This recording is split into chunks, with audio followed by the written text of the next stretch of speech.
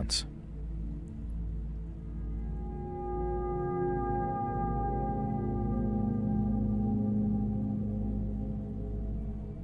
I'm a high school teacher, world history, and I have been for coming up on 25 years now. I sport a buzz cut, I rock a cardigan, and I'm kinda squishy around the middle.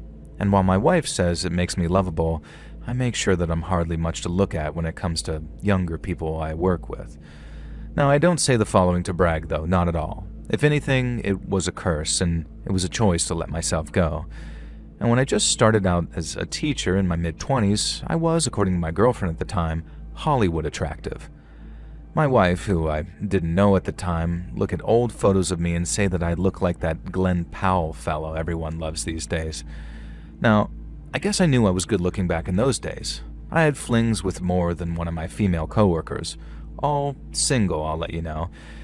And when I wasn't sleeping with the young art teacher or the drama one, I'd prowl the bars for one-night hookups. And you could say that I was a bit of a male slut, I guess. I admit all of this because I want you to know that I want to stress as hard as I can that as soon as I entered the classroom, I became a different person. I wanted to be approachable to the students, sure, but my mentor drummed it into me from day one that I could not become their friend, that I had to inspire them, but I could not take them under my wing, and this was in the very early 2000s too, so imagine how much worse it is now. I knew he wasn't screwing with me. Another teacher at the school I started at had left under a cloud. Supposedly he was having an affair with a male student, and he vehemently denied it. Who knew the truth? But I swore to myself that I would never even wind up in a position where I could be under that suspicion. I like my women mature enough to hold a conversation with me, to be on my level, and most important, goddamn legal. And the idea of being involved with a student sickens me, and I have nothing but contempt for the men and women who go down that path. If it feels like I'm fixating on it, there's a reason. Obviously, despite my best efforts, I found myself in a situation that became a living hell. I'll call her Billy, although that wasn't her real name. She was a senior, had just turned 18, and she really had everything. Head cheerleader, on track to be the prom queen, and a very solid GPA, and there was no reason for her to want more from academia than she did. Except for some reason, she wanted me. Now, when you're a teacher, at least a good one, you can just tell when a student has a crush on you. It's usually harmless. The odd comment, a little lingering after class, and it's easy to put the kibosh on that. But with Billy, it was different. She had a plan, and it started off with very honest-seeming questions about her world history assignments. She'd hang around after class, something I was pretty strict about when it came to having students alone in the classroom, and at first I thought she didn't realize, but it soon became clear that she was intentionally waiting for the classroom to clear before coming to me with questions. Questions I realized that she did not need to ask, being the smart girl that she was. And very quickly, I had to set some firm boundaries. I spoke to some other members of staff and shared my concerns, and they agreed that I was right to be worried. A couple of them had their own experiences with Billy. Nothing too serious, but enough to make them uncomfortable. At the same time, I didn't want to make myself unavailable to students, and so I came up with a structure where my classroom door had to be open up at all times, and my buddy Chris, the English teacher, would conveniently drop by after Billy's world history class when his AP English class also got out. Billy soon stopped trying to get me alone when it became apparent that Chris was here to stay and we were maybe on to her. Now one day, a new member of the admin staff, who wasn't aware of the whole saga, told me that there was a student outside the teacher's lounge asking about me. Now, cup of coffee in hand, I went to see who it was. It had been a month or so since I'd really heard from Billy, so I was a bit surprised to see her standing there.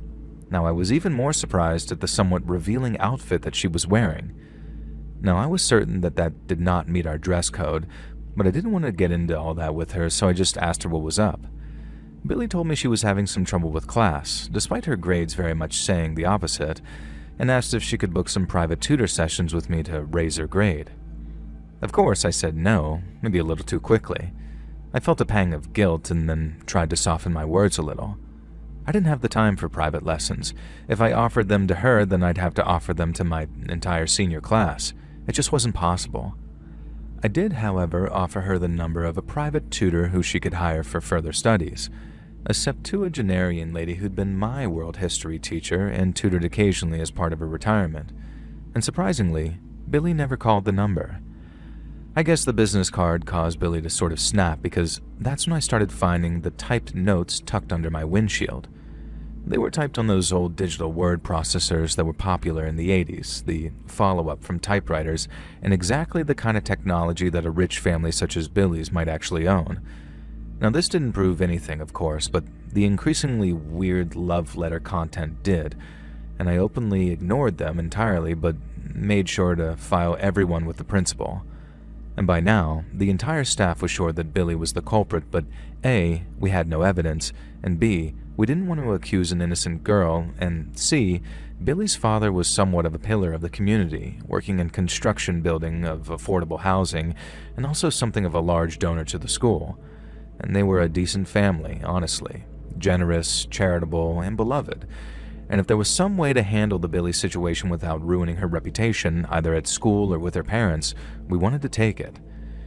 It became harder, though, when those love letters started to become threats. What had started as descriptions of things this person wanted to do to me in a very intimate way shifted into a much more sadist method. It got to the point where myself and the principal were a few notes away from actually going to the cops. What if it wasn't Billy after all? What if it was some sick coincidence? Some woman I hadn't called back after, what I'd considered an agreed one-night stand, or a husband I hadn't been informed about. And this theory kind of fell by the wayside when I found a pair of crotchless panties tucked into a drawer in my desk. I kept my classroom locked and made sure no students could be in there alone, so how she'd gotten in was a complete mystery. And if it was Billy, she didn't want to make a secret of it. There was a crocheted letter above the lack of crotch, and the first letter of her real name, and while that didn't mean anything, part of me wondered if she somehow knew that she'd gone too far, and had to take steps to ensure that I knew that it was her. She knew I wouldn't call the cops on her. Now, handing a pair of crotchless panties over to my middle-aged female principal was one of the most embarrassing moments of my entire life, even if they were in an envelope, but I still had to explain what they were, and then stand there as she removed and studied them. She told me that this couldn't escalate, that she was genuinely concerned for me at this point, as I was young and good-looking, and no, the principal was not one of the colleagues that I'd hooked up with, and made me promise that no matter how guilty I might feel, if it came to it, the law needed to get involved. We were nearing the end of the semester, though, and prom and graduation and all of that, and then I'd never have to see her again, and I wondered if maybe these panties were her final hurrah. But how wrong I was. Much like many of the staff, I was a chaperone at the prom. Billy was a shoo-in to be prom queen along with her prom king boyfriend, Brad, and I kind of hoped that maybe the romantic win up on stage might change things for her, maybe help whatever was going on in her life. And Christ, looking back, I was a dumb 25-year-old and I really did not understand women or anything really, and I don't remember much about the prom. I remember some students getting rowdy and a couple of ejections for drinking on the premises, and weirdly, my biggest memory, save for the incidents, is just how much Billy Idol the DJ played. He was this British guy, and the majority of his repertoire was British music, and I'm not sure how well it landed with the students. But then came the announcement of prom king and queen. Of course, it was Brad and Billy. They took the stage, and Brad gave some gushing speech about how he was with the woman he loved, and he wanted to make her happy for as long as he could, and she'd always be his queen. And then Billy spoke. I'll always remember her opening gambit. She turned to Brad, smacked the crown off his head, and said, "You sicken me." And then she launched into a tirade about how he was a boy playing a man, and how he constantly wanted intimacy, and she said some extremely crude things that did not paint Brad in a good light. And my heart broke for her. But then she turned to me, and told me that I was the one that she was destined to be with, that I was a real man, and we were soulmates, and we were destined to be together. Some absolute joker manning the lights put a spotlight on me, and there was just complete, awkward silence. What could I do? I had no choice but to tell Billy that there was no chance, that she was a child and I was an adult. And I tried to be as kind as possible. I told her that she'd find someone, but it couldn't be me. And I told her that I did not find her attractive, that she was nothing but just some kid to me. I really didn't notice how much it actually broke her. I was staring in my shoes, worried that I couldn't finish my speech if I looked up at her, and I didn't see the tears pouring down her face and all that mascara. But I did hear the slow clapping and then the laughter and erupting from the entire dance hall, all aimed at Billy, the most embarrassing, mortifying moment of her life, and I'd been the cause of it. But I didn't have time to feel guilty. I saw some movement and I saw Billy leaping down off of the stage. I saw her grab the sharp, lengthy knife that was resting near one of the prom cakes, and I saw her charge straight at me, blade raised, prom dress flying behind her, her face blackened by mascara and tears. And I did the only thing I could think to do as someone that was charging at me with a huge carving knife. I used my years of defensive martial arts training to sidestep her and send her sprawling to the ground. Only she didn't hit the ground. She hit a table behind me on which stood another prom sponge cake, and this one was untouched. The knife flew from her hand and Billy slammed straight into that cake and the table collapsing under her weight. Everyone was silent for a moment, and then the crowd erupted with even more laughter. Billy pulled herself to her feet, her prom dress ruined, cake and punch and food all over her, and she turned to me, and she stared at me, and I braced myself for the most terrifying threat of my life. And all Billy said was, "I'm sorry," and then turned around and left the school gym. Now, long story short, Billy quite obviously needed obvious psychiatric help that she'd hidden the need for. She had managed to graduate and with a high GPA, but college wasn't on the cards for her. Following the prom and her year of obsession, she spent 2 entire years in a rehabilitation institute. I expected her parents to blame me, and instead they thanked me for how I handled the situation and kept me up to date with her progress. After a year, I moved schools to a different state, and they would write me occasionally. Eventually, they let me know that Billy had been released and asked if I would be willing to receive a letter from her, and they told me they understood if the answer was no, but I decided to say yes. It was a single sheet containing a single paragraph, and I still have that letter to this day, and I can type it verbatim. It said, "Thank you. Thank you for not taking advantage of me. I'm sorry I pushed you so far, and I'm better now. I'm going to college in the fall, and I'm going to study world history, and I will make you proud, sir. Billy." I don't know what kind of life she's living now. I hope it's her best life, and I hope she recovered from whatever caused her behavior. But I know one thing. As I near retirement, Billy taught me as many lessons as I've taught all my students over the years, and I still refuse to be alone in a classroom with anyone who isn't a colleague.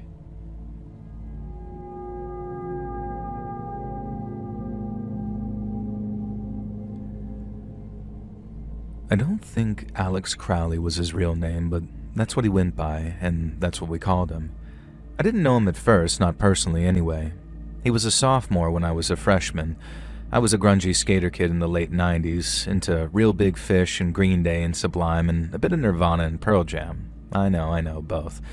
And I felt kind of like a badass poser because I was into Failure, a band most of my friends didn't even know, and even more badass, I was an American fan of Jesus and Mary Chain. I'd found Darklands and Automatic in an indie record store, and I'd fallen in love with both LPs. I was a bit of a musical snob is what I mean, despite being a 90s skater kid who could do a bit of grinding and a few ollies and landed a 180 spin about once, but mostly just made bailing videos with my buddy. We were the skaters, the losers, the punks, and we loved it. And our heroes, our absolute idols in high school, were the trenchcoat goths in the year above us. Their leader was a fellow called Alex Crowley, and he claimed to be a direct descendant of famed occultist, mountaineer, ceremonial magician, and founder of the religion of Thelema, Aleister Crowley. But of course he couldn't prove that because Aleister Crowley had so many illegitimate descendants that if you were one of them, you just knew. I suppose maybe that was true, but I'm pretty sure neither of Alex's parents were secret descendants of Aleister Crowley either, and I'm pretty sure the guy ate poop too, so I'm not sure that I'd brag about being related to him personally. Now, I remember when Alex and his crew first approached us as we were sort of skating around. They just stood there in their trench coats, staring and scowling, and there were 4 of them: Alex, Ashley, Jack, and Felicity, the only girl in the group who I had the biggest, maddest crush on and who drove me absolutely wild in her low-cut corsets and goth makeup. Now, she was actually nice too, unlike the others. Jack in particular was a thug, and I'm pretty sure he liked to hurt animals, but I won't dwell on that too much. Alex and Flick are the key players here that you'll have to remember, as well as me, Frankie, and my twin sister Kimmy, who were part of the skate crew. Now, this is how things would play out for about a week. Our group would just nonchalantly skate around on the steps outside the high school, and Alex's group, who I later found out he nicknamed the Sons of Joseph, would just stand there watching us, kind of sneering. And then one weekend we were hanging out at the skate park when we saw the Sons of Joseph come stalking in. One of the skaters yelled insults and derogatory terms at them, and they weren't exactly seen as the cool people by the older guys. But Alex and co gave us as good as they got, and we were enamored. I was even more enamored when I saw Flick walk over to us. Was she going to speak to me? Oh my god. Well, no. Actually, she spoke to Kimmy and told her that she was a whiz on the skateboard. And later that night, I told Kimmy how jealous I was, and she would not let me live it down. However, being a good sister, she told me that Flick had invited her to the mall tomorrow, and maybe I could tag along. Hell yes, of course I would. And so Kimmy and I got there, and we didn't tell the other guys, and I was a little disappointed to discover that Alex, Jack, and Ashley were there too. Well, I didn't have to worry about Jack for long. He got into a fight with a security guard and he got thrown out of the mall, and Alex said that he was done with that prick. He was a liability and he didn't understand the ways, and maybe Kimmy and I would like to take Jack's place in the Sons of Joseph. Now, one look from Flick's bright, mascaraed eyes, and I was nodding like some puppy dog. Kimmy was a little bit more sensible and asked what the Sons of Joseph actually meant. I remember Alex tapping his nose and said that was something we'd discover in time. Sure, whatever, Kimmy said. And Alex replied saying that he'd hoped we'd brought money because we'd need whole new wardrobes to join their crew. I'm not ashamed to say that Kimmy and I came from a pretty wealthy family, and Kimmy was trusted with Dad's credit card. Not me, though. He knew that I'd wasted on probably video games, and she was pretty certain that spending the money on clothes would please our parents, so Alex, Ashley, and Flick led us to a hot topic. My outfit was a trench coat, a Misfits t-shirt, and a pair of leather pants that squeaked when I walked. Now, I wasn't so sure about this, but Alex promised me the squeaking would eventually wear off, and I thought about buying some cool boots, but they convinced me that my purple and black skater DCs looked kinda dope with the goth outfit. Kimmy, meanwhile, got dressed out by Flick, and I gotta say, it was extremely disconcerting to see my sister in fishnets, a miniskirt, and a mesh top with her bra visible beneath. In fact, I actually tried to persuade her that our parents really wouldn't approve of that. And she kinda listened and bought a second outfit that was more like a velour dress and made her look like a vampire, and I suppose that was pretty cool. Now, I could tell that Alex had eyes for Kimmy, and I wasn't sure how I felt about that. I wasn't sure how I felt about him at all, now that I'd spent an afternoon with him. He talked and talked and talked, and he talked about his connection to Aleister Crowley and thalamic magic and crap like that. Ashley brought up the Satanic Bible, and Alex laughed. I kid you not, for 5 minutes straight in the food court of KFC before declaring that Anton LaVey was a fraud who wouldn't know true Satanism if it bit him in the ass. I figured now wasn't the best time to tell them that Kimmy and I were Christians, so we just nodded along. I did do some reading about thalamic lore and the Order of Thelema and things like that over the next few months because I'm nothing if not academically curious. It amused me to discover that Alex was basically just making up crap. None of the garbage he spewed was accurate at all, and even though by then I'd already realized that he was a complete charlatan, it was nice to have something to laugh with Kimmy about. Speaking of Kimmy, Alex was constantly, relentlessly trying to get into her pants. Kimmy could hold her own and had obviously no interest in letting Alex take her virginity, but it still made me defensive. He was a creep and a weirdo, and not only that, he was always claiming to hear voices from his true father. He could never decide whether his true father was Aleister Crowley or Satan himself, and in his head I think that they were sort of interchangeable. One of the messages he mysteriously received was that Kimmy should engage in thalamic intimate magic with him, and when she flat out refused, he said that dancing naked for him with sigils drawn on her body would be enough. Kimmy stopped hanging out with him after that. Too exhausting, she said, and she begged me to ditch them too, but at this point, I'd kind of abandoned all my other friends. But to make matters worse, I was deeply, hopelessly head over heels in love with Flick, and it wasn't unrequited either. We were a couple, but we had to keep it a secret from Alex because according to him, the sons of Joseph, male or female, must only lay with him and nobody else. Ashley had ditched the group by this time too and started hanging out with the chess club. We had a new member, and by the name of Norbit, I'm being serious, a nerdy kid whose presence I couldn't even begin to explain. And so the only way for me and Flick to be together was to pretend to tolerate Alex. Any attempt that we made to ditch him resulted in him mysteriously appearing or showing up at my house, which was even worse because I didn't want him anywhere near my sister. Things would have been fine, I think, if Alex hadn't suddenly had an influx of hormones and decided that his true father was sending him messages that we all needed to obey. Suddenly, Norbert's presence made sense.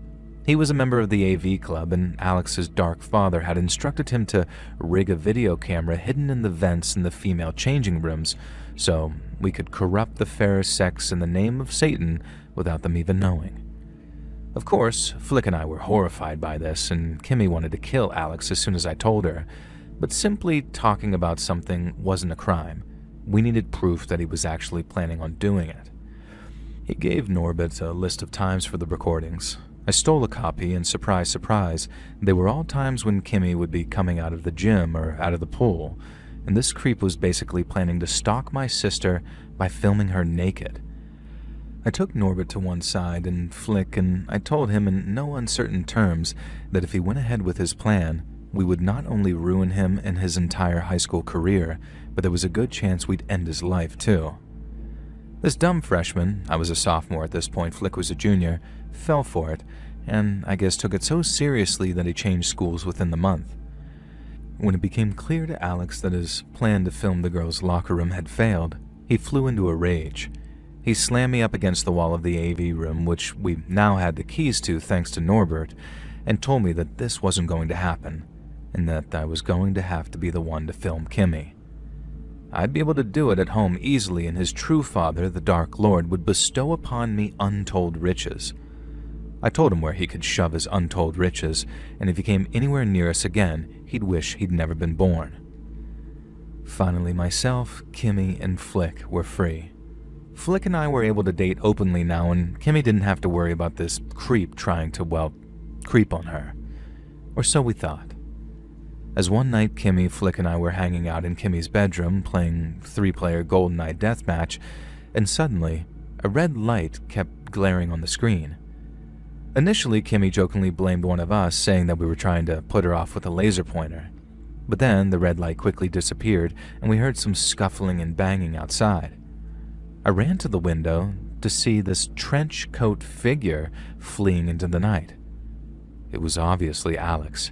He'd been testing to see if he could film Kimmy himself through her bedroom window. Flick had the dumbest yet funniest idea. Using our brand new color printer, we printed out a huge image of a fat man's ass and taped it on the window, and then we waited for Alex to come back that night, which we knew he would, and we heard him out there. He was hardly subtle. Kimmy yelled that she was going to take a shower, and we gave it 10 minutes, and then we pulled the blinds open, revealing the large printout of that ass. And I guess Alex had been filming because we heard this sort of strangled shriek and then the clattering of something falling to the floor, and saw that a trench-coated figure was running away again. When we went out there, the school's camcorder lay abandoned in the flower bed. We watched through the tape. It turned out he'd filmed Kimmy more than he thought. We were all watching when she snatched the videotape away from us and watched the next few minutes alone, and her face went pale. "Just underwear," she said. "But I feel sick." Kimmy didn't tell us anything else. Neither of us asked either. But a few days later, Alex was found with both of his legs broken, apparently by a baseball bat, and he claimed that he'd been jumped by a gang of black guys. When we asked Kimmy if she had planned to pursue the video any further, she just said no. I don't want to say that my sister kneecapped a goth stalker while in high school, but let's just say, years later, and even though you passed away 6 years ago, I'll always be proud of you, Kimmy.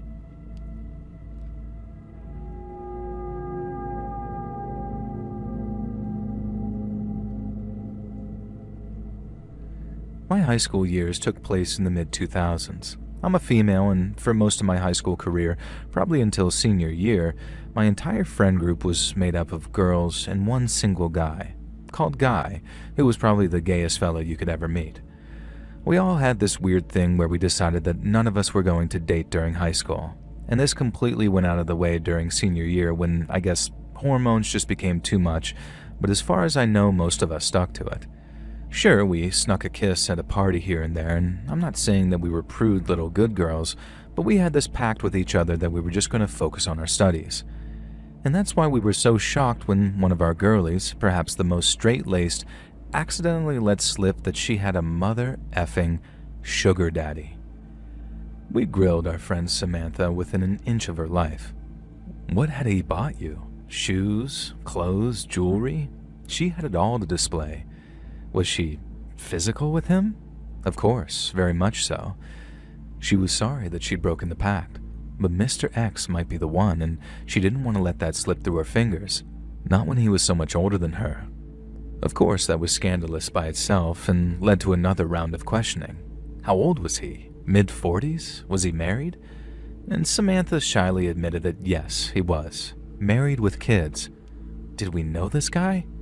Samantha said no, but her hesitation in her eyes, they said yes.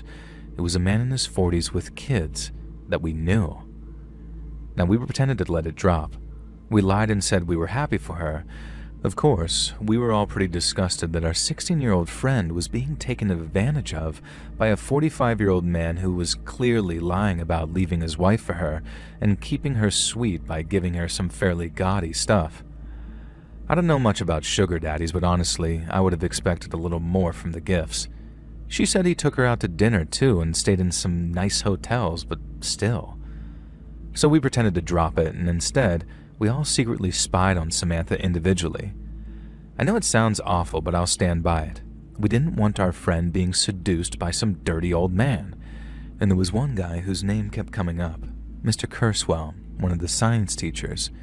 Samantha would often meet with him after class, and while we couldn't spy for too long, it was absolutely the only lead we had. So Mr. Kurswell became our target, and there was definitely something off about him. He'd sneak phone calls into hidden corners during lunch break. If he was using his laptop when class started, he'd often slam it closed and make sure that we weren't looking before he opened it again. There was something very off about this guy, and we became more and more convinced that this balding, bespectacled biology teacher was the one boinking our buddy. But the question was, what next? That's when Guy had this bright idea of trying to follow Mr. Kurswell one weekend. We had no idea where he'd go or when he'd go, but we decided to time it for a Saturday where Samantha had also refrained from hanging out and heavily claimed that she had a hot date with her mystery sugar daddy. If it was Kurswell, then boom, we were in luck. If not, maybe we'd catch sight of the real culprit. And so we all loaded into Guy's car, and apparently, as subtle as a cop tailing a suspect, we followed Samantha for nearly an hour and found ourselves in the next town over. It was one of those little towns that you kind of look down on. Jokes about the folks there being inbred and the fact that there was a weird smell. A cellophane factory explained that, and just kind of overall crappy. Not exactly the place that you'd expect a hot date with a sugar daddy. Samantha headed into this crappy mall, and we followed at a pretty long distance, and it became clear pretty quickly that she was checking out some stores.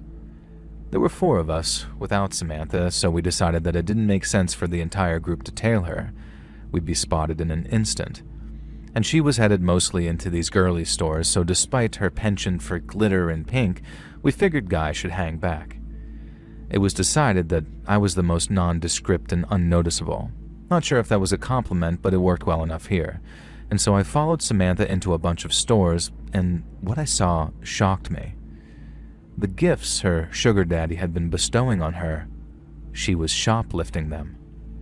I followed her into 4 stores and watched as she stole costume jewelry, lingerie, a crop top, and all sorts of crap. Not once did she get spotted by security either. I hightailed it out of there.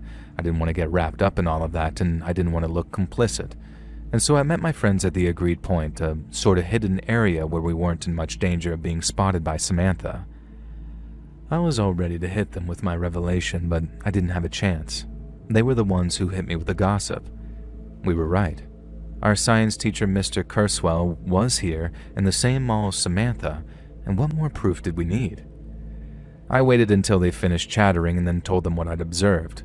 There was no sugar daddy offering gifts. Samantha was a kleptomaniac. Presumably she'd traveled to the next town over because the local mall security were getting suspicious in our town, and so everyone was absolutely baffled. They definitely seemed Kurzweil, and he definitely seemed sketchy, and at the same mall as Samantha, too. Could it be possible that they were having a fling, but the gifts were stolen for our benefit to try and justify all of it?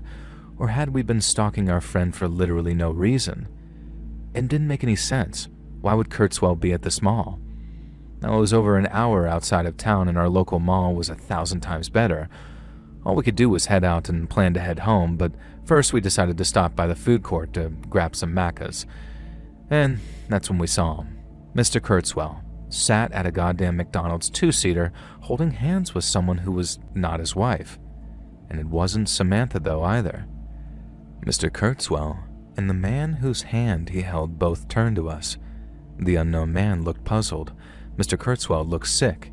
He stood up and immediately began pleading for us to come over. Now, let's get this straight. If we hadn't suspected Kurzweil of being Samantha's sugar daddy, we would have gone on liking the dude. He was one of our favorite teachers, in fact. And now, he looked close to tears. The idea of him having an affair, even if it was to hide the truth of his identity, kind of made me feel sick, and the first thing I thought was, his poor wife. But then he called it over and explained everything. His wife knew. She too was of the same kind of proclivities as he was. She'd also always wanted kids, which were indeed his, and they both loved their kids very much. And they loved each other too, but in their own little way. But this whole business had begun years ago, before homosexuality was quite so acceptable, and the whole deal that they had with the kids and an unusual marriage, it had been a long-term lie that they just didn't want to have to explain to friends and family. He said that we could call his wife if we wanted. He said that he knew we were good kids, and he said that he was sure that some of us understood, looking pointedly at Guy at this point. And that's how the stalking of our best friend and our science teacher led us to helping him and his wife cover up their conventional marriage. We provided alibis and we did all sorts of things.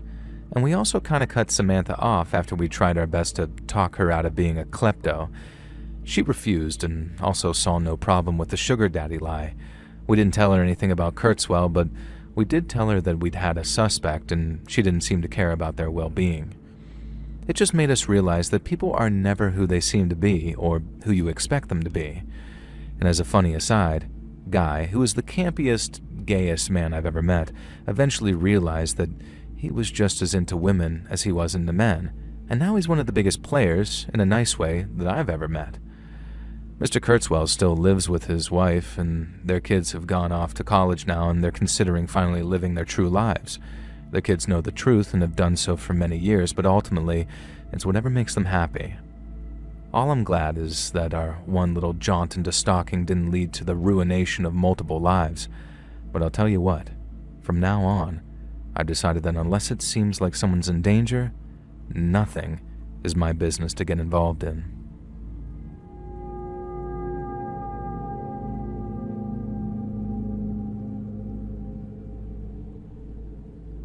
It was my idea to put on a horror production. We were the alternative theater kids. We begged the drama teacher to let a bunch of us do our own thing, and instead of yet another performance of West Side Story or Grease, all our bitching worked, and eventually Mrs. J relented. Now, my friend Kirsten wrote the script. It was a slasher play rife with squibs and blood and fake ghosts, and low on plot, really. Nobody was going to attend expecting to see Waiting for Godot, though. They wanted blood, guts, and one shocking scene, boobs. Now don't worry, we used prosthetics. None of us were getting our boobs out for a goddamn school play. Plus, we didn't want to get expelled, obviously. We practiced that play for God knows how many times, and at that stage we knew it off by heart. But something we'd never done is perform it at night. And that's when it would be debuting as a horror play, so, of course, we begged and pleaded with Mrs. J to let us start one final rehearsal at 8 p.m. It took some cajoling, but she relented. The grumpy, scary janitor even agreed to stay late to keep an eye on us so we didn't break his crap. Now, we were all excited. There were 8 of us in total, 6 players, the director, myself, and the lighting and sound guy. I won't list all 8 names because you'll forget them all, but the 4 important ones are me, Ayla, Victor as an actor, Judd as an actor who plays the killer, and Clyde as an actor, the tragic hero. And so we ran through the first scene where a few of the characters are playing spin the bottle in a cabin in the woods. The bottle stops 5 times, creating the shape of a pentagram, and a visual effect causes a mysterious puff of smoke to leave the bottle. Dead impressive. Of course, all the characters decide that it's the ghosts of Rancid Jack, a serial killer who stalked those woods 100 years ago. And of course it is. So the rest of the play continues with the characters getting picked off by Rancid Jack one by one, until only Vicky, the virgin final girl, and Clyde, the boyfriend, are left. After we ran through the first scene, 2 of the actors went outside for a smoke break and they never returned. It didn't matter too much, we just decided to mess around tweaking some of the practical effects. The sound guy did a bunch of improvements too, and I really think we had something special on our hands. To this day, I swear that if we'd actually got to perform this damn play, it would have gone down in our high school history, and not just because of the prosthetic bloody boobs. Now eventually, we needed our 2 missing actors, so the other actor, Layla, went to look for them. She didn't return either, but we did hear a scream. This caused Judd and Clyde to go running out into the barely lit corridor. Me and Vicky stayed behind like the nervous girls we were, and of course Denny, the sound guy, had to stay and protect us. Now, this was his excuse anyway.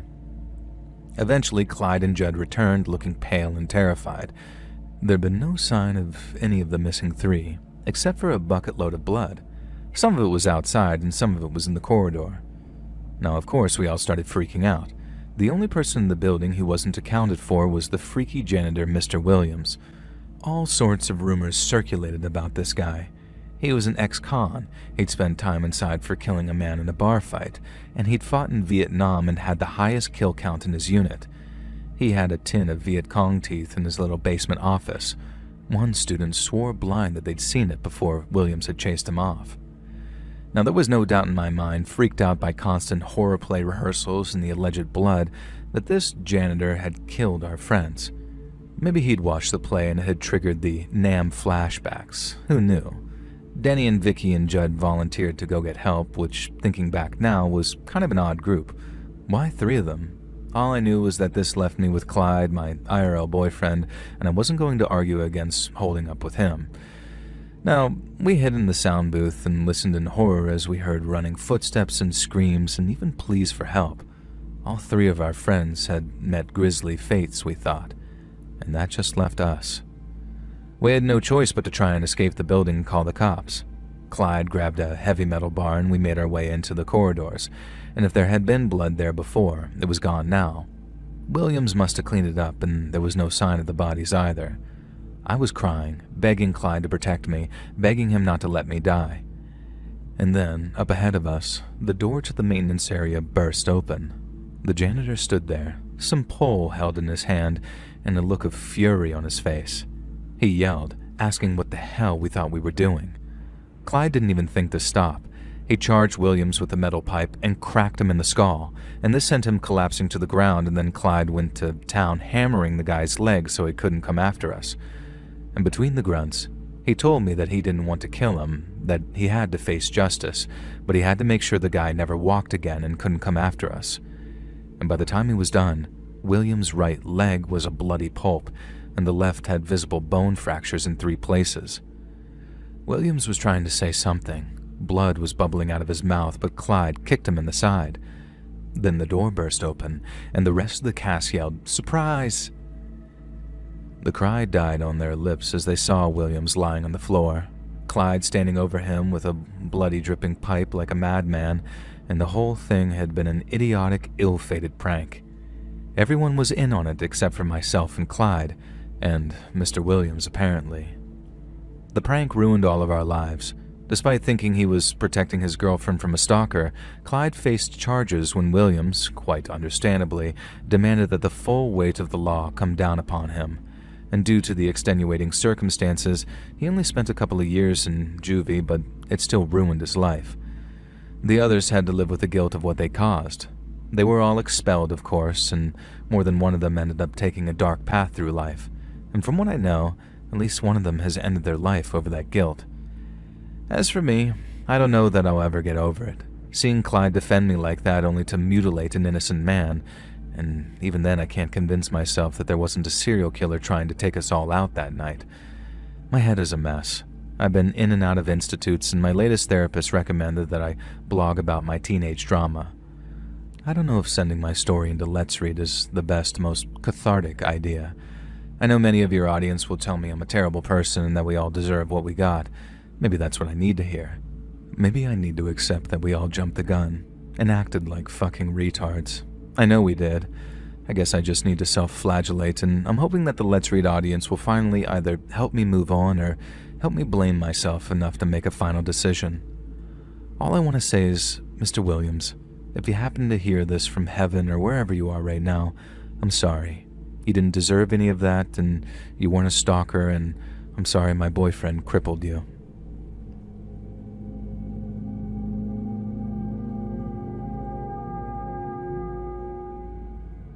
Hey, Dark Somnium. I'm a YouTuber just like you. Not quite as big, sadly. I've only got a few thousand subscribers since 2012, but I'm getting there. I got some plans for the next year that should bring me into the big time. I'd love to pick your brain for some help in getting bigger, actually, and if you got the time one day, email me at drinkthepiss@gmail.com anytime you want to chat, and would be really appreciated. Now, I'm not just emailing you trying to collaborate, though, I promise. I have a quick, scary story that I want to share with you and your lovely audience. Please subscribe to me on my channel, by the way. And so my channel is, I've kind of hit a brick wall. I hit a few thousand subscribers back in the 2010s when stupid Call of Duty videos and YouTube poops were popular, and I've never really grown since then. People don't care about goofy COD videos anymore, it seems, or baked memes, and it makes me sad. Anyway, that's not the point. The point is, I was a high schooler when I got big on YouTube. As you know, being an old man veteran, a few thousand subs was a big deal back in 2013, before the likes of my heroes like Leafy and iDubbbz, not to mention the main man Charlie and that Hassan Piker the Twitch streamer. And the way I figure it, when you factor in inflation, 3,000 subs in 2013 is about the same as 10 million now, give or take. And so, when some kids at my school discovered that I was a YouTuber with what they saw was a crazy amount of subs, I became something of a celebrity. They uncovered my double life because I made the mistake of watching my own content on the library computers, and they saw what I was up to. Oh well, I thought. I kind of expected that I'd just become a minor celebrity in sixth form, as I went to one of the UK schools that includes sixth form as part of the school itself, and yeah, I guess that happened. Now, what I didn't foresee, though, was Rick. Rick was in the year below me, so AS level, and he was a film studies student. When he discovered I was a successful YouTuber, he went kinda nuts. It took him a few days to gather the courage to approach me, but when he did that day in the cafeteria, there was no stopping him. Rick talked. A lot. He had all these ideas for my YouTube channel. Ideas that even I, as a forward-thinking and imaginative individual, could clearly tell were too ambitious. Now, I was out there making COD fail videos, SpongeBob memes, and Counter-Strike parkour videos while talking about the latest online drama. Rick basically wanted us to make a goddamn feature film. I wouldn't have minded so much about Rick sitting at the cafeteria table with me every free period. Nobody else really did, and they were a bit intimidated by me being a big YouTuber, except for the fact that Rick stunk. And now, excuse my language, but he smelled like Jason Momoa's armpit hair. In the end, my nasal cavities couldn't put up with Rick's stink anymore, so I told him that I just wasn't interested in his stupid video ideas. And I could see the tears welling up in this kid's eyes as I told him the home truths he needed to hear, and I thought that'd be the end of it. But no, I kept finding notes in the common room, the cafeteria, and all of my classrooms pinned to the notice board and the whiteboard. Sometimes they'd just say, "Make videos with me, please, Rick." And other times they'd be an entire page describing some idea about an entire zombie movie that he wanted us to film and release on my YouTube channel. And the more I found the notes, the more Rick kept bragging about how his YouTube channel was growing. So in the end, I looked up the channel name that he'd given me, Ricky Dicky Davy, it's thankfully gone now, and saw that the chode had 8 subscribers. Effing heck, mate. I subscribe anyway, out of pity. Big mistake, I think, and this inspired Rick to start posting. A lot. But he didn't just post the usual YTPs or takedowns of Pokemon or Content Cop or elephants pooping at the zoo. No. Every video he posted was a clip of behind the scenes of a famous YouTuber. He didn't say a famous YouTuber. He said my username, but I don't want to do too much self-promotion here. It was crazy. The dude had been filming me all around college, from a distance, eating alone in a cafe, hanging out on the quad smoking a cigarette, playing squash in the gym, coming out of the changing rooms all sweaty. And I kid you not, he filmed me in the changing rooms, not naked thankfully, but titled, "Famous YouTuber Works Hard for His Fans." Now, I could immediately tell this was stalking, pure and simple. Now, I'd had enough of this Rick guy. I found him spying on me one day and took his digital camera and smashed it to pieces on the ground. I slammed him up against a wall and told him that if he ever filmed me ever again, if I ever saw him on my channel again, I would ruin his life with all of the power of a certain Chan-based message board who I had a good relationship with thanks to my videos. I thought Rick got the message. I got an in-school suspension for fighting, but it was worth it. Rick left the school at the end of the term, but not before telling me he'd get even with me. I thought nothing more of the confused little prick for 3 years. He never uploaded again, and I went off to college and continued my career. Things weren't great. I struggled to make friends and then hit rock bottom when my girlfriend left me, and I'd never know what true suffering was like until then. I became a bit of a shut-in for a while, but eventually got over it and became a party animal. Filming it all, of course. And speaking of filming, there was one final twist in the tale. One day, I get an alert on YouTube saying that Ricky Dicky Davey has uploaded, and so I click the video out of morbid curiosity. It's a series of videos, in fact. A series of videos taken on a handheld camera filming a house at night from outside. My house. My shared house at college. Somehow Rick had tracked me down. I watched in horror as he just filmed me through my living room doing my stretches and exercises and playing the PlayStation. And that was all. Just hours and hours of footage of me doing nothing. The video ended with a movie maker text saying, "This is the price of fame." Then Rick walked back towards the camera, showing a steaming turd on my driveway. A turd that I remembered picking up that morning and believing it to belong to the dog next door. Ricky Ticky Davies' channel is now gone. Mine's still up, and again, I'd really appreciate a shout out to the channel if you read the story. But even though I only have a few thousand followers and I've moved twice since the events of the story, I still live in fear that one day, Stinky Rick will find me and make me the subject of his new video. And this time, it'll be a snuff film. Hey friends, thanks for listening. Click that notification bell to be alerted of all future narrations. I release new videos every Monday and Thursday at 9 p.m. Eastern Time, and there are super fun live streams on Sundays and Wednesday nights. If you got a story, be sure to submit them over to my email at letsreadsubmissions@gmail.com, and maybe even hear your story featured on the next video. And if you want to support me even more, grab early access to all future narrations and bonus content over on Patreon, or click that big join button to hear about the extra perks and bonus content from members of the channel. And check out the Let's Read podcast, where you can hear all of these stories and big compilations located anywhere you listen to podcasts. And I also have a true crime channel called Saturn Soul. Please go subscribe. All links in the description below. Thanks so much, friends. And remember, trail mix is human kibble. On today's episode, you'll hear 3 disturbing roommate stories. One man is forced to spy on his housemate for dangerous criminals. Another discovers his roommate's disturbing obsession with things that'll leave your stomach churning. And one tenant begins waking up in the middle of the night to a sleepwalking roommate whose escalating behavior becomes too much to handle.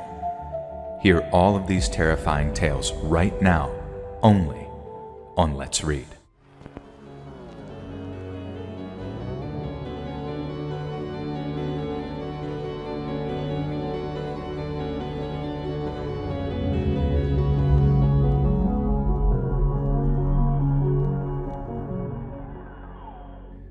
Hey Joel, my name's Phil and I grew up in Tacoma, Washington in the 80s and 90s. Now, I didn't do great in school, so I dropped out when I was 17 and got a job working in a bar to get myself some money.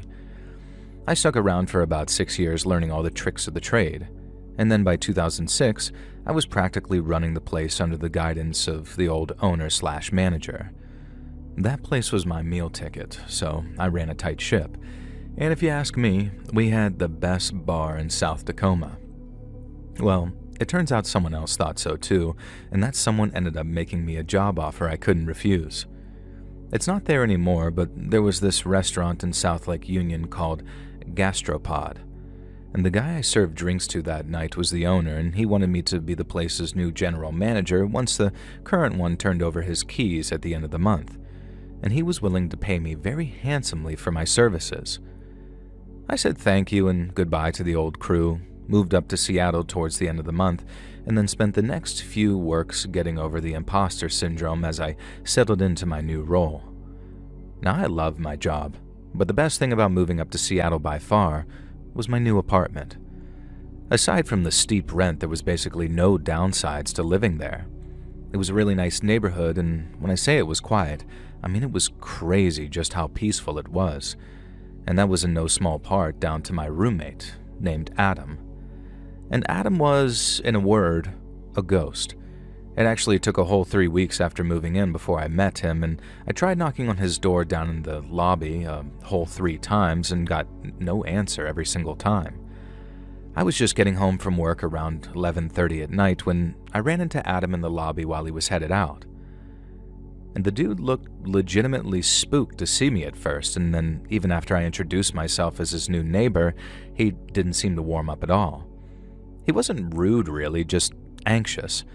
And after he said he worked in tech, I invited him up for a beer sometime, and he replied very nervously saying, "Yeah, sure, maybe," in a way that suggested that he was never going to do that. But hey, there are worse things than a quiet roommate, right? So I wasn't really complaining. And I lived in Seattle for a whole 6 months without anything to complain about, besides the rain, of course. Until one day, when my awesome brand new life turned into a complete nightmare. It started towards the end of March 2007. I finished up at work, said goodbye to everyone, and locked up for the night, and then as I was walking along waiting for a vacant cab to appear, a black sedan with tinted windows rolled up next to me. I could spend like a paragraph or two describing the guy who appeared in the open back window, but nothing really sums him up better than Fat Bill Burr. He was bald like Bill, he talked like Bill, and he even laughed like Bill, and the only difference was the guy in the back seat must have had at least 60 pounds on him. In this loud Boston accent, he says to me, "Hey buddy, how's it going?" I told him fine, that I was on my way home, and then he says, "Well, why don't you jump in? I'll give you a ride."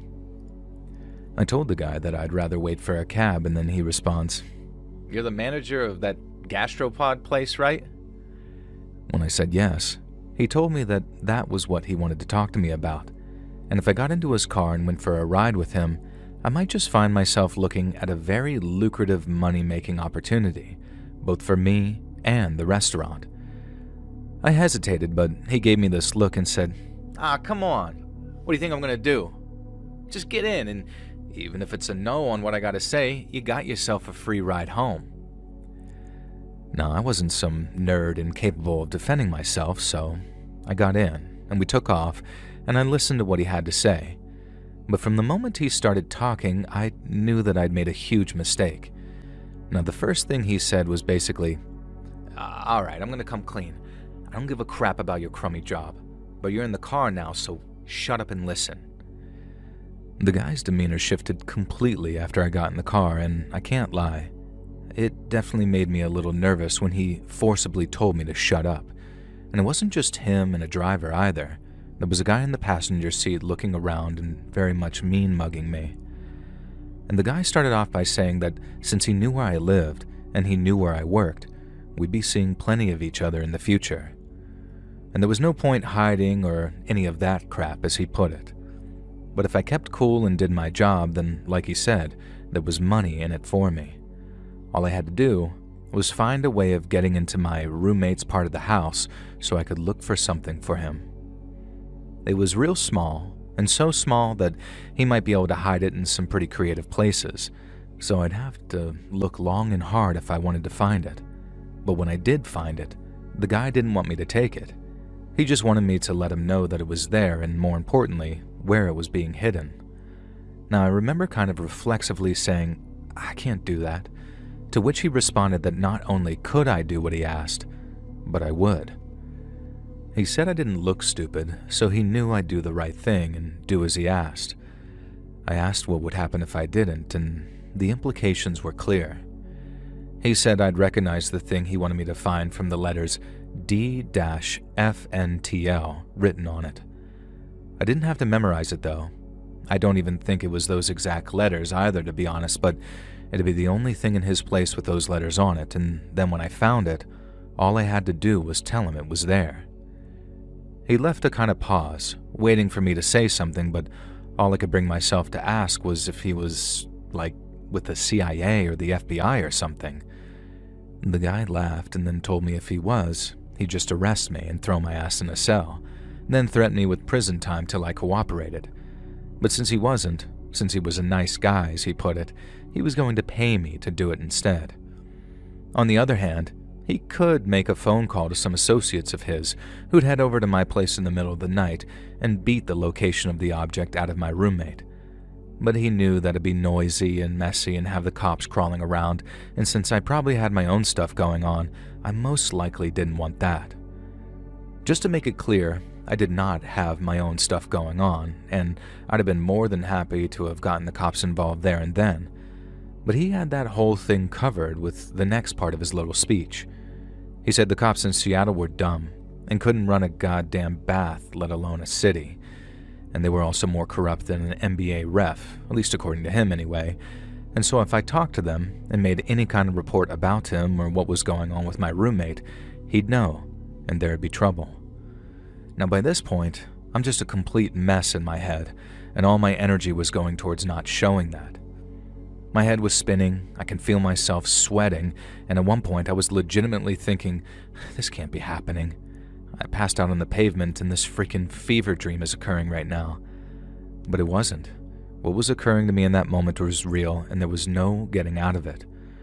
The guy even picked up on how scared I was after he directed his driver to take me home, and he started saying how I didn't have to worry about a thing if I just did as he told me. And there was no time limit on it either, since my priority was almost not alerting my roommate that I was going through his stuff. And the guy said if I spooked him, he might leave, and I really didn't want him to do that. If I did, he might leave and take that little object with him, which was something he would not allow to happen. I tried once again to tell him that I wasn't right for the job, that I'd mess it up, and he should just find someone more professional.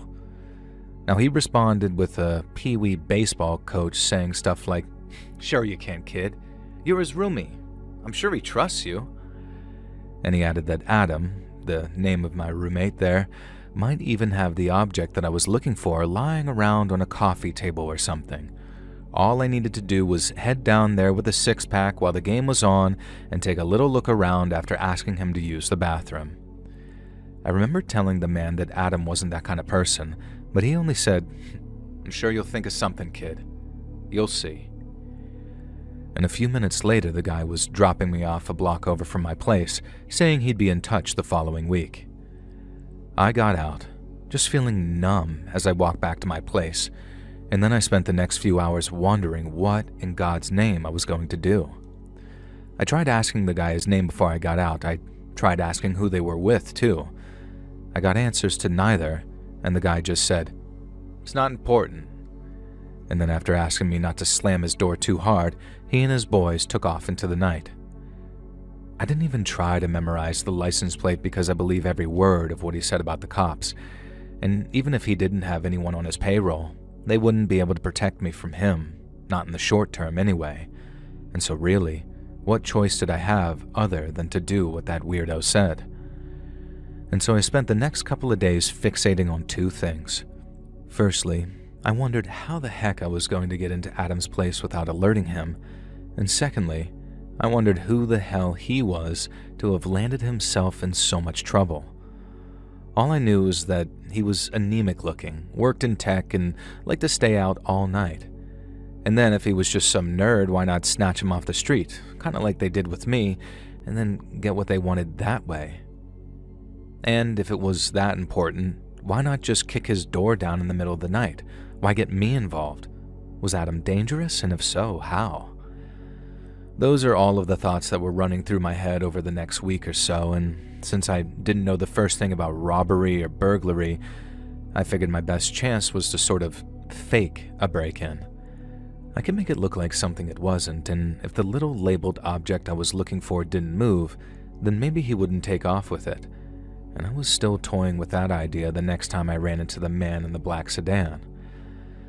Now, I was walking to my car after work when I spotted his car, and while I'd been just about flinching at anything that looked like it for the past week, this was the real deal.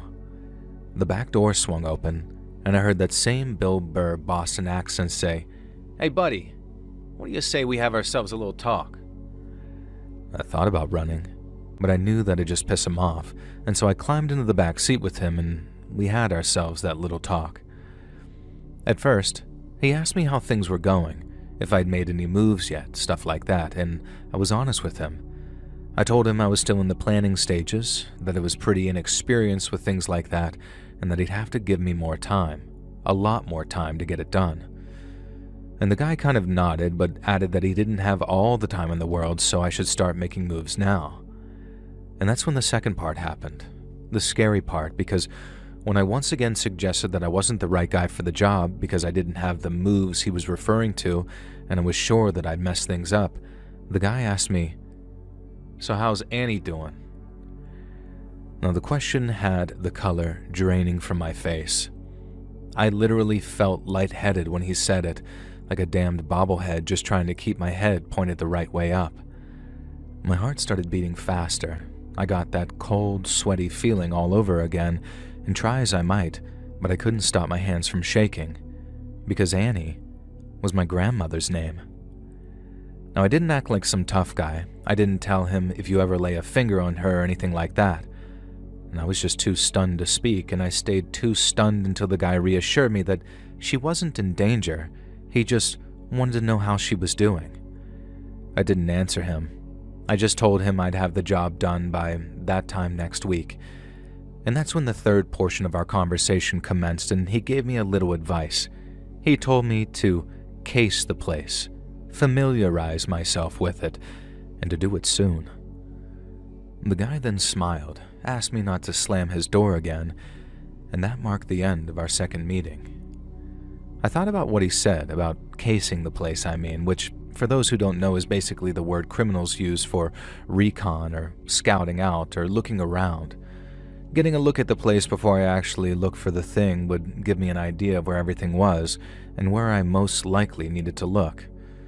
And so, as strange as it might sound, I tried the idea I originally dismissed and showed up at Adam's door with a 6-pack of beer, some energy drinks, and 2 boxes of that chef's choice sushi. I figured I could pass the whole thing off as a sort of thanks for being a cool neighbor gift, so even if he didn't drink, I could talk my way inside with that good sushi that I brought. But even so, getting inside was no easy task. When I knocked on his door, Adam obviously didn't seem too excited on letting me inside. A few weeks back, I'd have put that all on him being nothing more than shy, an anxious person maybe, but right then, I knew there was something bigger going on. That didn't stop me from keeping my cool, and I guess that was down to me not having to pretend to be interested in him. I'd been wondering about what he did, how he lived, and what his part of the house looked like for months by that point, and so I didn't have to put on some Oscar-winning performance to make that believable for him. I only really sold the idea of me coming inside by saying I'd basically never ask him again. All I wanted to do was get a feel for my not-so-new roomie, and then I'd leave him in peace like I usually did. He still didn't want to, and that much was obvious, but he knew that accepting my offer meant that I'd leave him alone in the long run, so he invited me inside. Adam's place was spotless. The decor was minimal and monochrome, and he didn't have a television that I could even see, and he had those 2 huge bookcases filled to bursting with all kinds of computer and tech-centric books. And after he put the sushi in his refrigerator, he showed me around a little. Not saying all that much, but just trying to be polite, I guess. Now, I started asking about his job, and he said he worked mostly from home. But when I asked to see his setup, he lost what little of the friendliness he had about him and just said no. I tried to play it off like I was just being curious. I wasn't set on inspecting every nook and cranny, even though I was. But then, as I carried on getting vague non-answers to my questions about his job, I was looking around the room and seeing a lot of security cameras. I saw a lot. There were 3 of them set up around the living space and kitchen, all pretty sleek and small ones too. But that was 3 more than I had, and seeing as they made my job that little bit harder, I couldn't help but ask about them. Now, I turned it into a little joke, I suppose, asking if he was just paranoid or I needed that kind of equipment for my own part of the house. Adam just kind of looked at me, like he couldn't think of an explanation, and then murmured something about how it was good to be safe. He didn't seem like a bad guy, you know? I mean, maybe it was just how scared he was, but I couldn't imagine him really doing much harm to anyone or really anything. He was just some computer nerd. One that had done pretty good in life to afford that kind of living arrangement, but a computer nerd nonetheless. And if the mysterious man in the black sedan was sort of like the villain of this story, then maybe Adam was the victim. And if both things were true, then I figured it presented me with the perfect opportunity to make myself the hero. Maybe the phrasing of that makes me sound a little up my own ass or whatever, but I can promise you, fear and the relief of having extracted myself from a difficult situation were also very strong motivators here.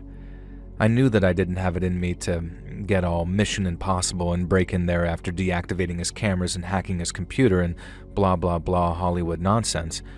I had to talk to the guy. I mean, really talk to him so we could figure out something together.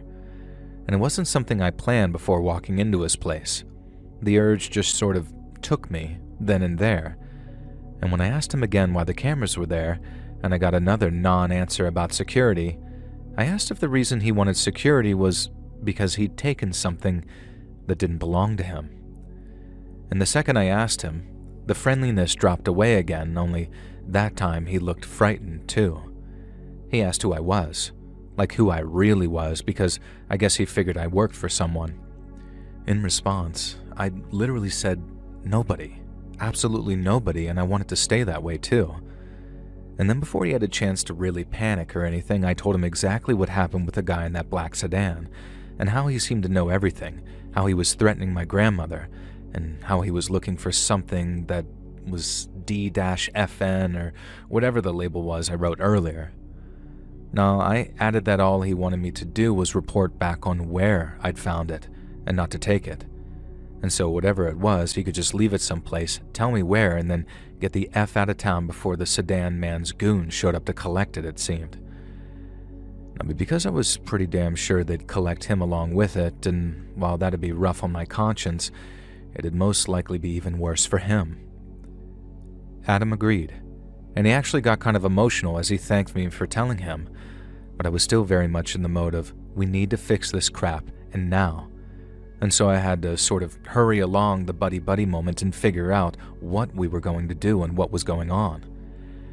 Adam said he needed to copy what was on that drive, as he called it, and he also needed to erase and destroy all the computer stuff he had before leaving. And then including the time he needed to pack some stuff and arrange for someplace else to stay, he figured he could be gone in about 12 hours, so 7 o'clock the next morning. And when he left, he'd leave that DF drive, that he called it, tucked behind the back of a picture frame hanging from a wall in his workspace.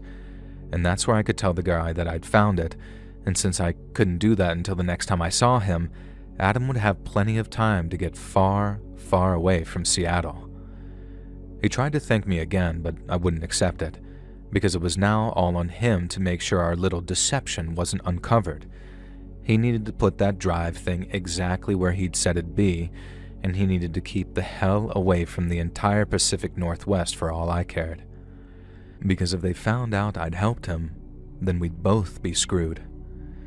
Adam promised he'd disappear and that the men threatening my grandma would find what they were looking for, just not the only copy of it. and he only very cryptically reassured me that whatever was on that drive, its release couldn't be traced back to the agreement we'd made. I don't know if that was true or not at the time, but I guess me still breathing is a testament to Adam's honesty. At the time, though, nothing could have fully reassured me. And then after shaking his hand and wishing him luck, I went up to my part of the house, and in the morning, he was gone. I honestly thought dealing with the situation would be like a weight off my shoulders. After all, I'd done what was asked of me and located that little drive, so what else was there to worry about? Well, turns out a whole lot actually, because I still needed the guy in the sedan to buy my story and believe that I hadn't tipped Adam off before he vanished. At times I thought about vanishing myself because if this guy saw through my act, and he was probably going to do just that since he seemed to know everything anyway, then I was screwed. Even if they got the little drive thing they wanted, the guy'd be pissed that I'd lied to him, and big successful criminals don't get that way by being nice and forgiving, do they? Well, a few days go by, and then lo and behold, I finish work one night to see that same black car sitting a few spaces down from my own. The back door opens up as I approach, and then I sit down in the back seat with that smiling jackass sitting next to me. I didn't have to act like I was sick of seeing him, and neither did I need to act nervous about the drive being where Adam said he'd leave it. So, all in all, I guess I was pretty convincing when I said they needed to make their move so that the drive would still be in the place I found it when they did. I remember saying something along the lines of, "I'm not having you guys blame me if he moves it. I did my part already, now leave me the hell alone." And the guy starts laughing that Bill Burr laugh of his heh heh heh, and then told me to calm down and that he'd make their move that night. He said I better go check in a hotel or something, that I should concoct a story about meeting up with a girl or something to that effect if anyone asks, because when the cops got involved, it'd be easier for me to just say I didn't see anything because I wasn't there. And the last thing I said, and I figured this'd be the last thing I ever said to the guy, was, "What about my money?" Now don't think I was dumb enough to expect to get paid. I'm not that naive when it comes to the criminal underworld, but I also figured not asking would maybe raise suspicion somehow, so I did. Now I'm sure this won't come as a surprise to any of you with fully functioning brains, but when I asked to be paid, the guy just laughed that heh heh heh laugh of his and asked me why he'd pay me for something I just did for free. I took the guy's advice. I didn't want to make him think that I had a whole parallel plan going on, so I got the hotel room. And the next morning, when I made my way back to my car and drove home, one of the front doors had been smashed open, and Adam's apartment had been broken into as well. I called the cops, acted totally ignorant of everything, and just like the guy said, I was able to sort of say I didn't see anything because I was in a hotel with a girl that I met at work. And a uniformed cop later asked me why I hadn't brought the girl back to my place, but he seemed satisfied when I looked very sheepish and told him that we didn't want her husband finding out. And he gave me one hell of a judgmental look, but he didn't question anything further. I then had the landlord call me to ask me what the hell was going on, and she stopped by that same afternoon to take a look around. She seemed relieved that Adam's place was the only one targeted and that neither of us had been home when whoever it was broke in. After that, I thought that was pretty much it, that I'd somehow navigated dealing with some big-shot gangster without getting anyone hurt, and given enough time, the info or whatever that Adam got away with might get around to biting big fat Bill Burr on his freaking fat ass. But then came the night he and his boys showed up outside work again, in their big black sedan with its tinted windows. I didn't have to act or play pretend when I responded, I thought we were done. What else do you want from me?" But that time, Big Bill Burr didn't play pretend either.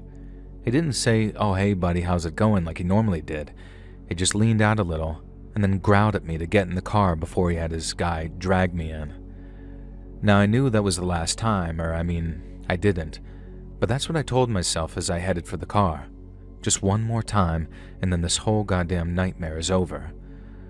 I thought it'd be the easiest one, with all the hard stuff having been and gone, and I even figured that the guy might even see it good to pay me now that he'd gotten what he'd wanted. But that's not what happened.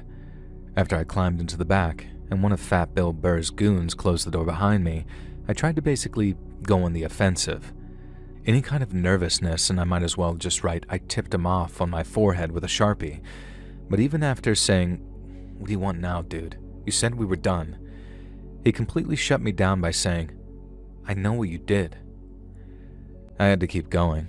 I couldn't just quit right there and then, and so I pushed back saying, "Yeah, you do. I risked going to jail for you, maybe even got myself shot. But here you are, still bothering me." I didn't get past the "here you are" part before they cut me off again. Told me the only reason I was still alive was because he couldn't prove that I tipped off my roommate. He admitted to getting his hands on that drive, the one with the DF code on it. But as I suspected, he wanted his hands on Adam too, and he was angry that he slipped through his fingers. He asked me straight up if I'd tipped Adam off, and when I said no, he just rolled his eyes and called me a lying sack of crap. He then told me that for my information I should know that a body washed up on Alki Beach that very morning, and the cops thought it was my roommate, Adam. But Fat Bill Burr knew it wasn't. He said the reason the cops were so convinced it was Adam was because the body that they found had Adam's teeth. But it wasn't Adam, and Fat Bill Burr wanted me to know that the blood of that random homeless dude was on my hands and not his. And that was the only time I couldn't hold up my act anymore, and Bill Burr saw it. He then says, "Oh, you didn't think about that part, did you, kid? You didn't really take the time to find out who your little roommate was, huh?" I think I must have stammered or made some gesture because he seemed to know what I was going to say and anticipated it with, "You didn't need to know, so we didn't tell you. And even if you didn't tell him anything, you had one job to do, kid, and you messed it up." I remember telling the most unconvincing lie ever, saying I swear I didn't tell him. But all that guy said in response was, "Get out of my car," before reminding me once again not to slam his door. And that was the last I saw of Fat Bill Burr. I wasn't sure, and I'm still not 100% sure if this guy just sort of made all that stuff up as a way of making me feel guilty. Killing me was just more trouble, and I guess so was beating the crap out of me and giving me a real reason to go to the cops. But planning something like that in my head, a lie that I couldn't ever really confirm or disprove, I think that was supposed to be his parting shot. I'm happy to say that it didn't hit the target, not after a while anyway. I did a whole bunch of digging online and not a single body has been brought in from Alki all year, and the last being maybe 18 months previous to this. So Fat Bill Burr just had to have been lying, I think. Adam wasn't a bad guy. He might have done something dumb to have the mob on his ass like that, but I feel pretty confident that I'd done the right thing in warning him. I still feel that way, and I feel like I managed to navigate my ship through some very stormy waters, and somehow I managed to thread the needle in a way that saved both mine and Adam's asses. I feel pretty proud of myself sometimes, and it reminds me that taking the hard road and doing the right thing even when it's tough and scary is always the right way to go.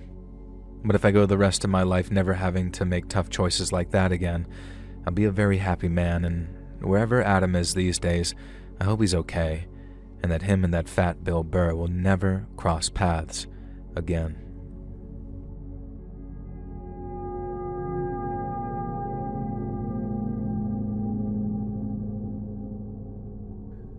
My name's Ryan, and I'm a grad student here in NYC, and I just managed to escape from the worst roommate I've ever had.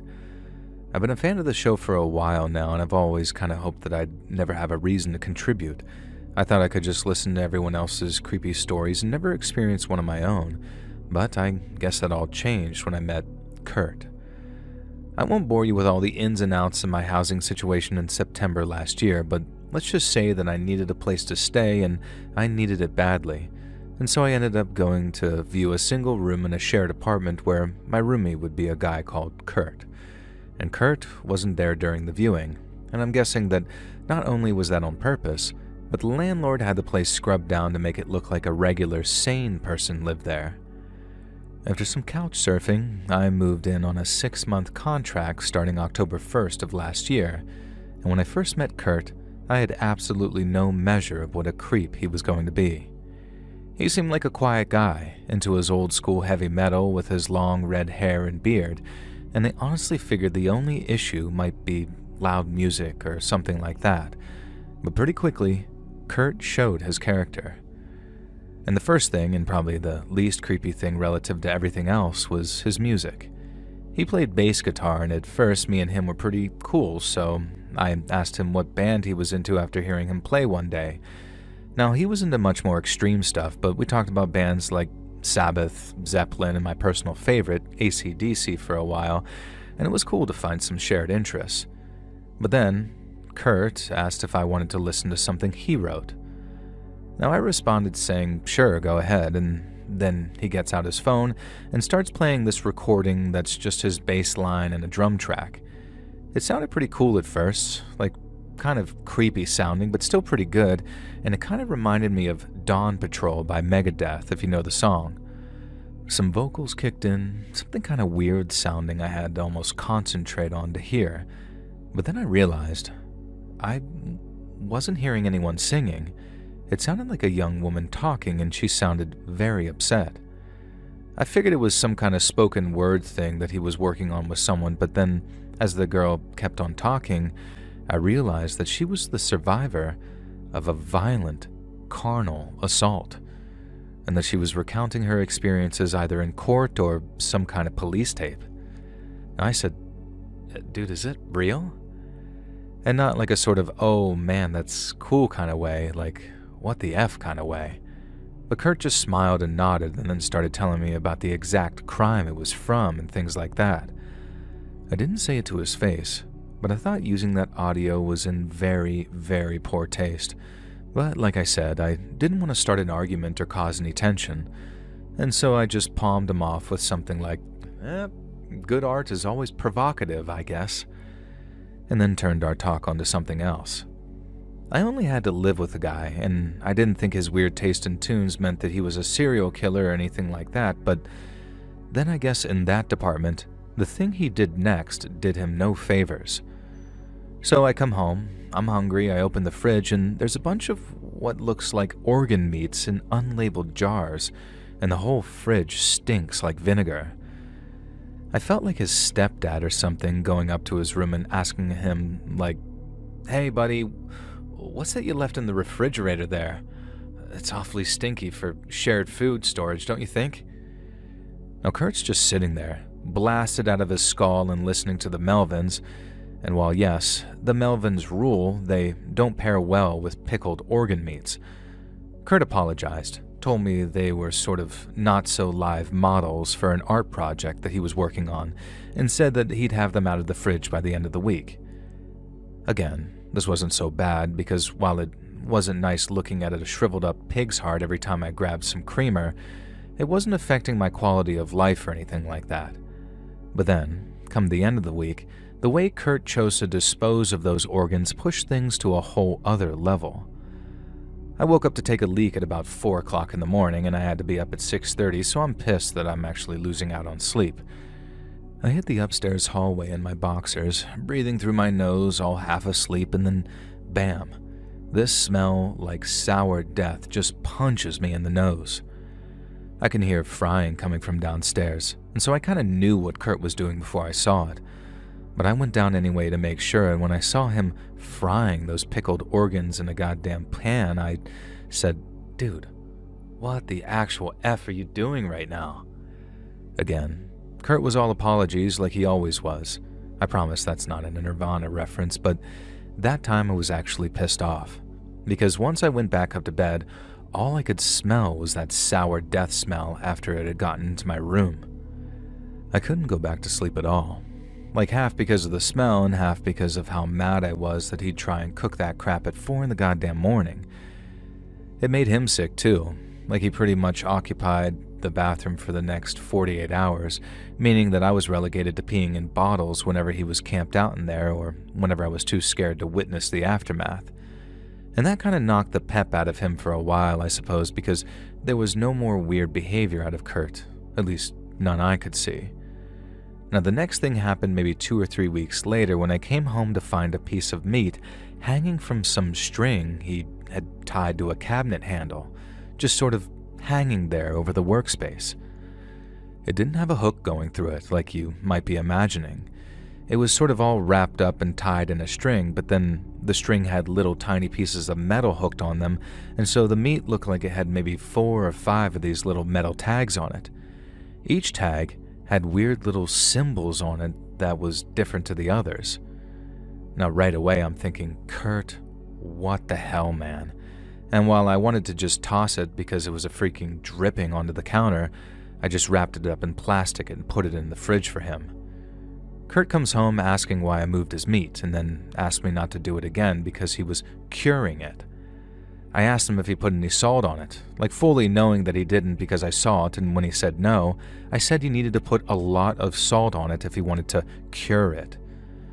Now he says, "Oh, okay, thanks." And then when I visit the kitchen, there it is again. No salt, no rub, no nothing. It's just there. I looked up how to cure meat, and what I read says you actually do gotta put it in the fridge while it's salted, and so at that point I'm thinking, okay, why the hell is he lying to me? I didn't want to argue with him. I like the quiet life, you know? And so instead of actually telling him what a disgusting creep he was being with his little Hellraiser ornament, I very politely suggested that he keep his meat in his bedroom so he wasn't making the kitchen unsanitary. I also added that he was going to make it a safety issue. I had no choice but to contact the landlord.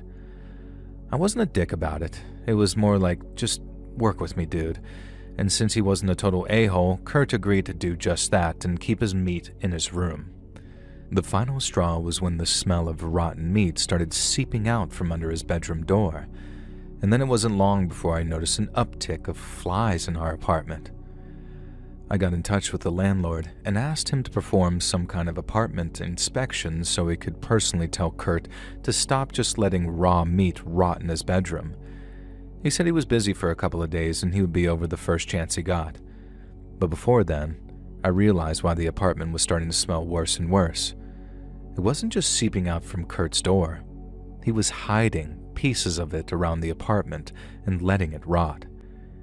He didn't get violent or yell at me when I confronted him about it.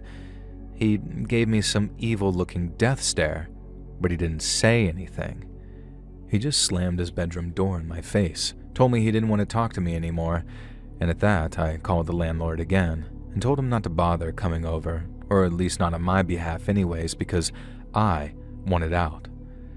I still had to pay him a month's rent at the start of this month, but I honestly thought it was worth it just to get away from Kurt in that apartment. I think he's a scumbag because I figured that he deliberately hid Kurt's character from me, who, by the way, was having his rent paid by his goddamn parents. I also used to wonder how he could afford to live there without any discernible source of income, but on the way out, the landlord mentioned it and it all suddenly made sense. The same landlord actually offered me an alternative place to stay, but there was no way in hell that I was about to trust him again. Not after he basically tricked me into living with a freak like Kurt.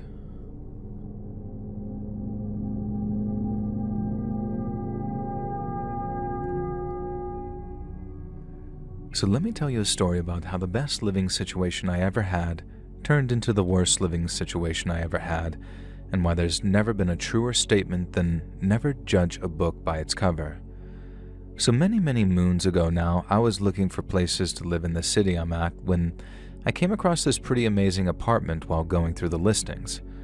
The decor is awesome, it's all furnished, and it was maybe 15 minutes walk away from my job too, so literally perfect in almost every possible way. The only drawback was that it was a shared apartment. Now, I wasn't completely averse to living with someone, but I also knew that if there was a clash of personalities or something like that, then things could get pretty tense pretty quick. I'd previously lived with a guy, I'm a guy myself by the way, who could only be safely described on YouTube as a Neolithic savage, because if I go into any detail I'll probably get this video flagged if you actually read it. Now my point is, I knew that there was no point in me living in that place if the roomie was going to be difficult, and so I asked the landlord if I could meet him during the viewing, and that is how I met Todd. And Todd seemed like the dream roommate, honestly. He said he worked a lot and that he liked going to the gym and all of that in his spare time, but when he said that he'd be out of the apartment a lot, he wasn't kidding. I had the whole place to myself pretty much all day, every day, and the only times that I'd catch him chilling on the couch was when the game was on or when he had an injury or something like that. But even when he was home, I was stoked to have him around. He was a funny guy, he was clean, and he was chill too, so generally nice and easy to live with. But then came the night when everything changed. So the place had these 2 big bedrooms, these ensuite bathrooms, the works. Mine had a lock on the door too, but I didn't think that I'd need it, you know? Todd was a respectful and mature enough person to knock before entering and whatnot, so while I briefly considered using the lock, in the end, I was sort of thinking, why bother? Now anyways, I've been living there for just over a month with absolutely 0 complaints all around, and the whole time, Todd was the ideal roomie. But then one night, I woke up needing to pee in the middle of the night like usual, and when I rolled over in bed, all I could see was this dark figure standing by the open doorway. And I freaking screamed so loud. I pretty much dived backwards off the bed, still screaming at the top of my lungs. Then, by the time I grabbed the little folding knife I kept in the drawer, Todd had switched on the light. It was him, standing there in his underwear, but as weird as it might sound, he was just as surprised as I was. You see, Todd wasn't aware that he'd got up out of bed and walked into my bedroom because he'd been sleepwalking. Now, I said he probably should have just told me that once I'd moved in, but as it turned out, Todd hadn't done any sleepwalking for years. He said he used to do it a bunch when he was a kid, especially after he and his family moved house one time, and he figured it was probably the change of me moving in having triggered it or something, and said that he'd never had neglected to mention if he'd been actively sleepwalking. I just wanted to get to sleep, honestly, so I just told him everything was fine and then went back to bed. Now, the next morning, I texted him to say basically, hey, sorry if that was weird, and I'm sorry about your condition coming back. I hope everything's okay.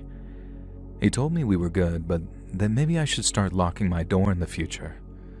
I texted him back saying, sure thing, Captain Obvious, with maybe a laughing emoji, and then we were pals again.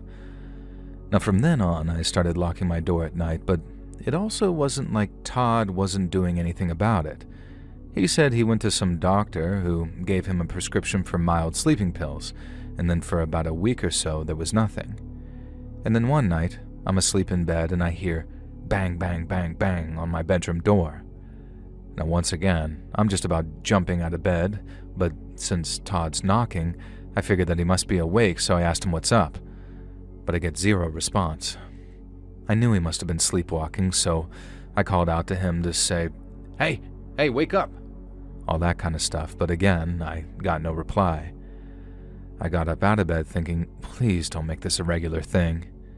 And then when I opened up the door, there's Todd, buck naked, with his eyes all rolled up in their sockets so all I could see was the whites. I yelled something, slammed the door, and I think that's what woke him up, because the next thing I hear is him saying sorry and then running back to his room, still apologizing. I didn't follow him. I was mad, but what the hell could I do? The guy had some serious condition. It wasn't really his fault. And so I went back to sleep, went to work the next morning, and then called Todd at lunch to see how he was doing. He kept apologizing for waking me up, but I made it clear that as long as he was seeking help, then it was fine, because sooner or later the issue would be resolved, and that's aside from the fact that he couldn't really help it. He was super grateful, which was fine, because what choice did I have other than to work with him, and then again, that same sort of pattern played itself out. He went to the doctor, got more powerful sleeping pills, and even started hammering cardio at the gym after work to really tire himself out, you know?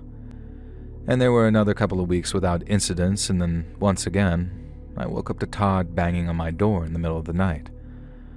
I was just getting so tired of it by then. Almost every time we thought he'd handled it, it came back all over again. I started to suspect that he might not be sleepwalking, and that this was sort of like a weird way of trying to force me out. But I guess that was my paranoia and exhaustion talking because, well, I guess you'll soon see. And so he bangs on my door, wakes me up, and I start telling him to wake up and go back to bed. I put my head back down on the pillow and he didn't knock again, but I also didn't hear him wake up or walk back to his room, so I got up, walked to the door, and started listening out for him. I figured that he might have maybe quickly walked off to another part of the house, but I also didn't want to just open my door up just in case he was standing there naked again. And so as I said, I listened, and what I heard sent a chill run through me. Todd was standing on the other side of the door, all right, and I knew that because he was whispering something. I knew it was just his unconscious brain working and that what he was saying probably didn't mean a thing, but just hearing him whispering on the other side of the door gave me the creeps, big time. I ended up waking him up by banging on the door back at him, and it sucked to hear him get scared and frightened, but at least it let me know that he was for real.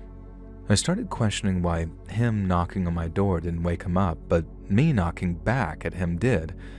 But I guess it was sort of like the outside stimulus throwing him off his sleep rhythm or something, because, like I said, I don't suspect him of faking this anymore.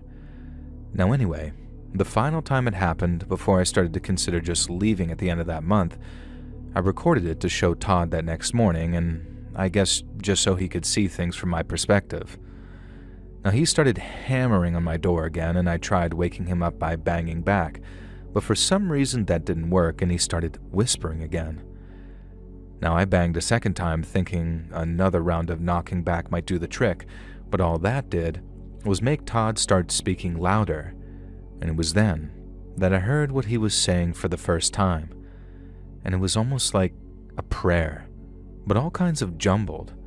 There was a lot of "Our Heavenly Father, Lord, hallowed be thy name," but none of it actually went anywhere.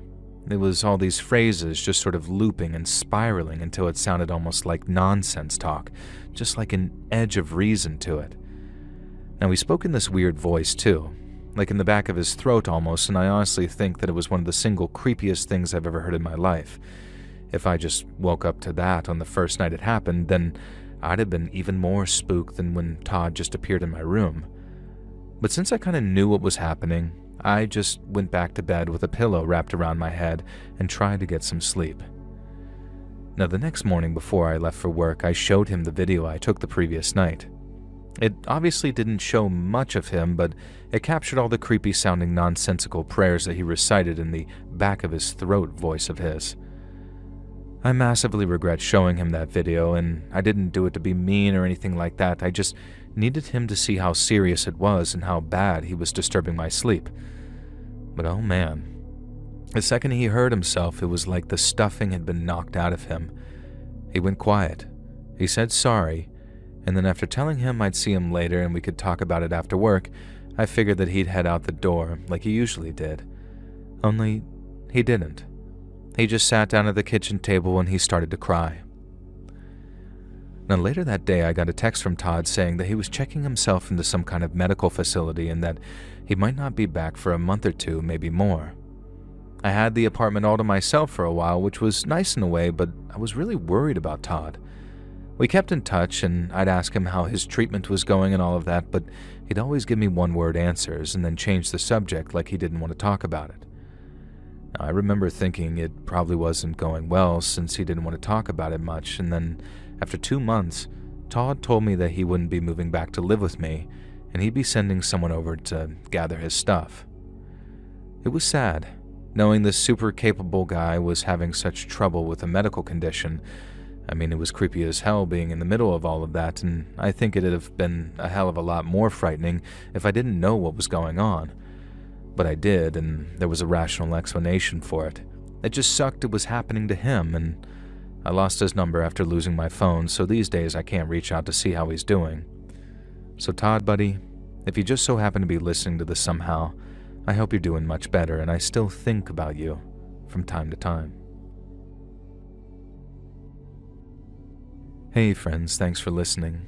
Click that notification bell to be alerted of all future narrations.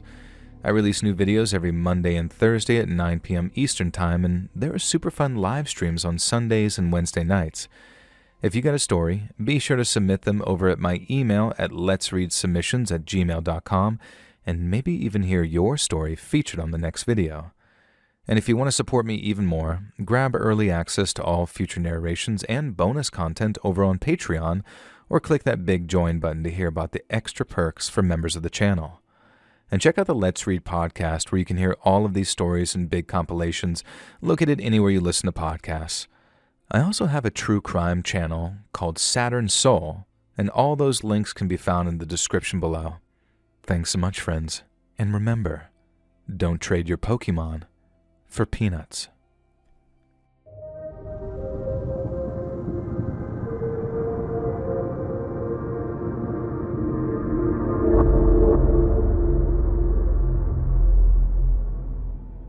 So my mom passed away when I was 8 years old, and it was every bit as devastating and heartbreaking as you can possibly imagine. My dad waited a whole 6 years to start dating, and when he did, he introduced the idea to me very slowly and very carefully. I wasn't very happy with the idea of getting a wicked stepmother, so I was dead against him dating. At least until I met Jen, who ended up being his long-term girlfriend, and Jen turned out to be great. She understood that, and without trying to sound too self-centered here, that the most important component of her relationship with my dad was me.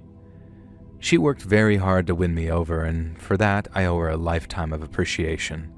She made it clear that she wasn't out to replace my mom, because no one could ever do that for me, not really.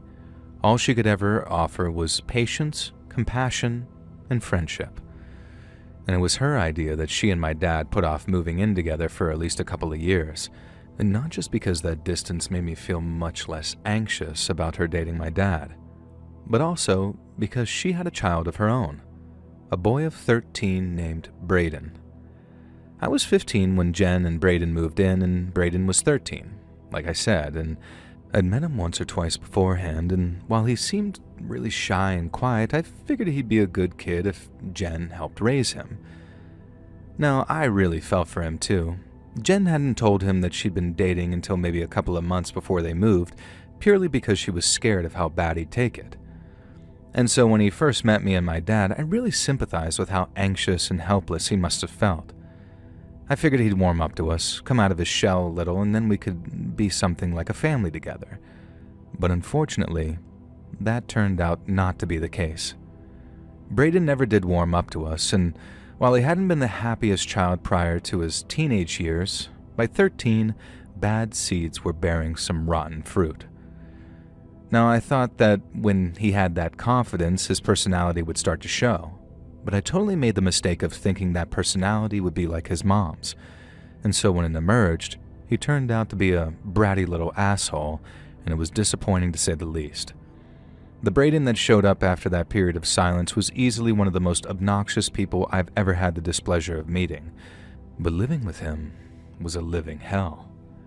He had zero concern with being loud at night, he had terrible personal hygiene, and he'd throw these teenage boy tantrums to try and manipulate his mother. It was some of the grossest behavior I've ever seen, from either male or female in my whole life, and I asked Dad why the heck he didn't step in. He said it was complicated, that both he and Jen knew that Braden would not react well to Dad trying to parent him, and so instead, he just put up with it. When I asked how the heck he was so patient with him, Dad said every time he got close to losing his temper, he'd remember just how much he loved Jen, and all that anger would subside. But when I asked how I could try and cope with him, Dad just kind of looked off and said, "Well, you can look forward to college, I guess." It helped that we could have a sense of humor about it.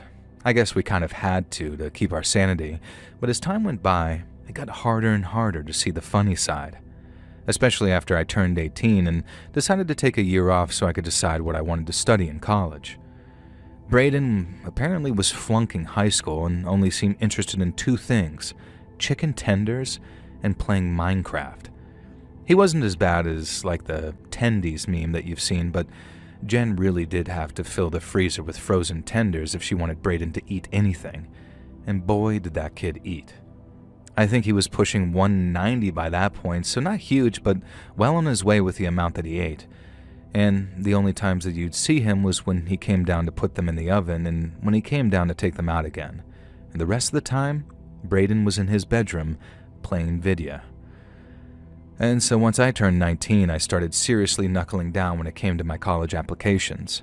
But that meant that I needed to look into getting a student loan, and then, and long story short here, I found out that I was already in debt and was almost $1,500 in the red on a credit card I didn't even know that I had. It was obviously identity fraud of some kind because I hadn't applied for any credit card.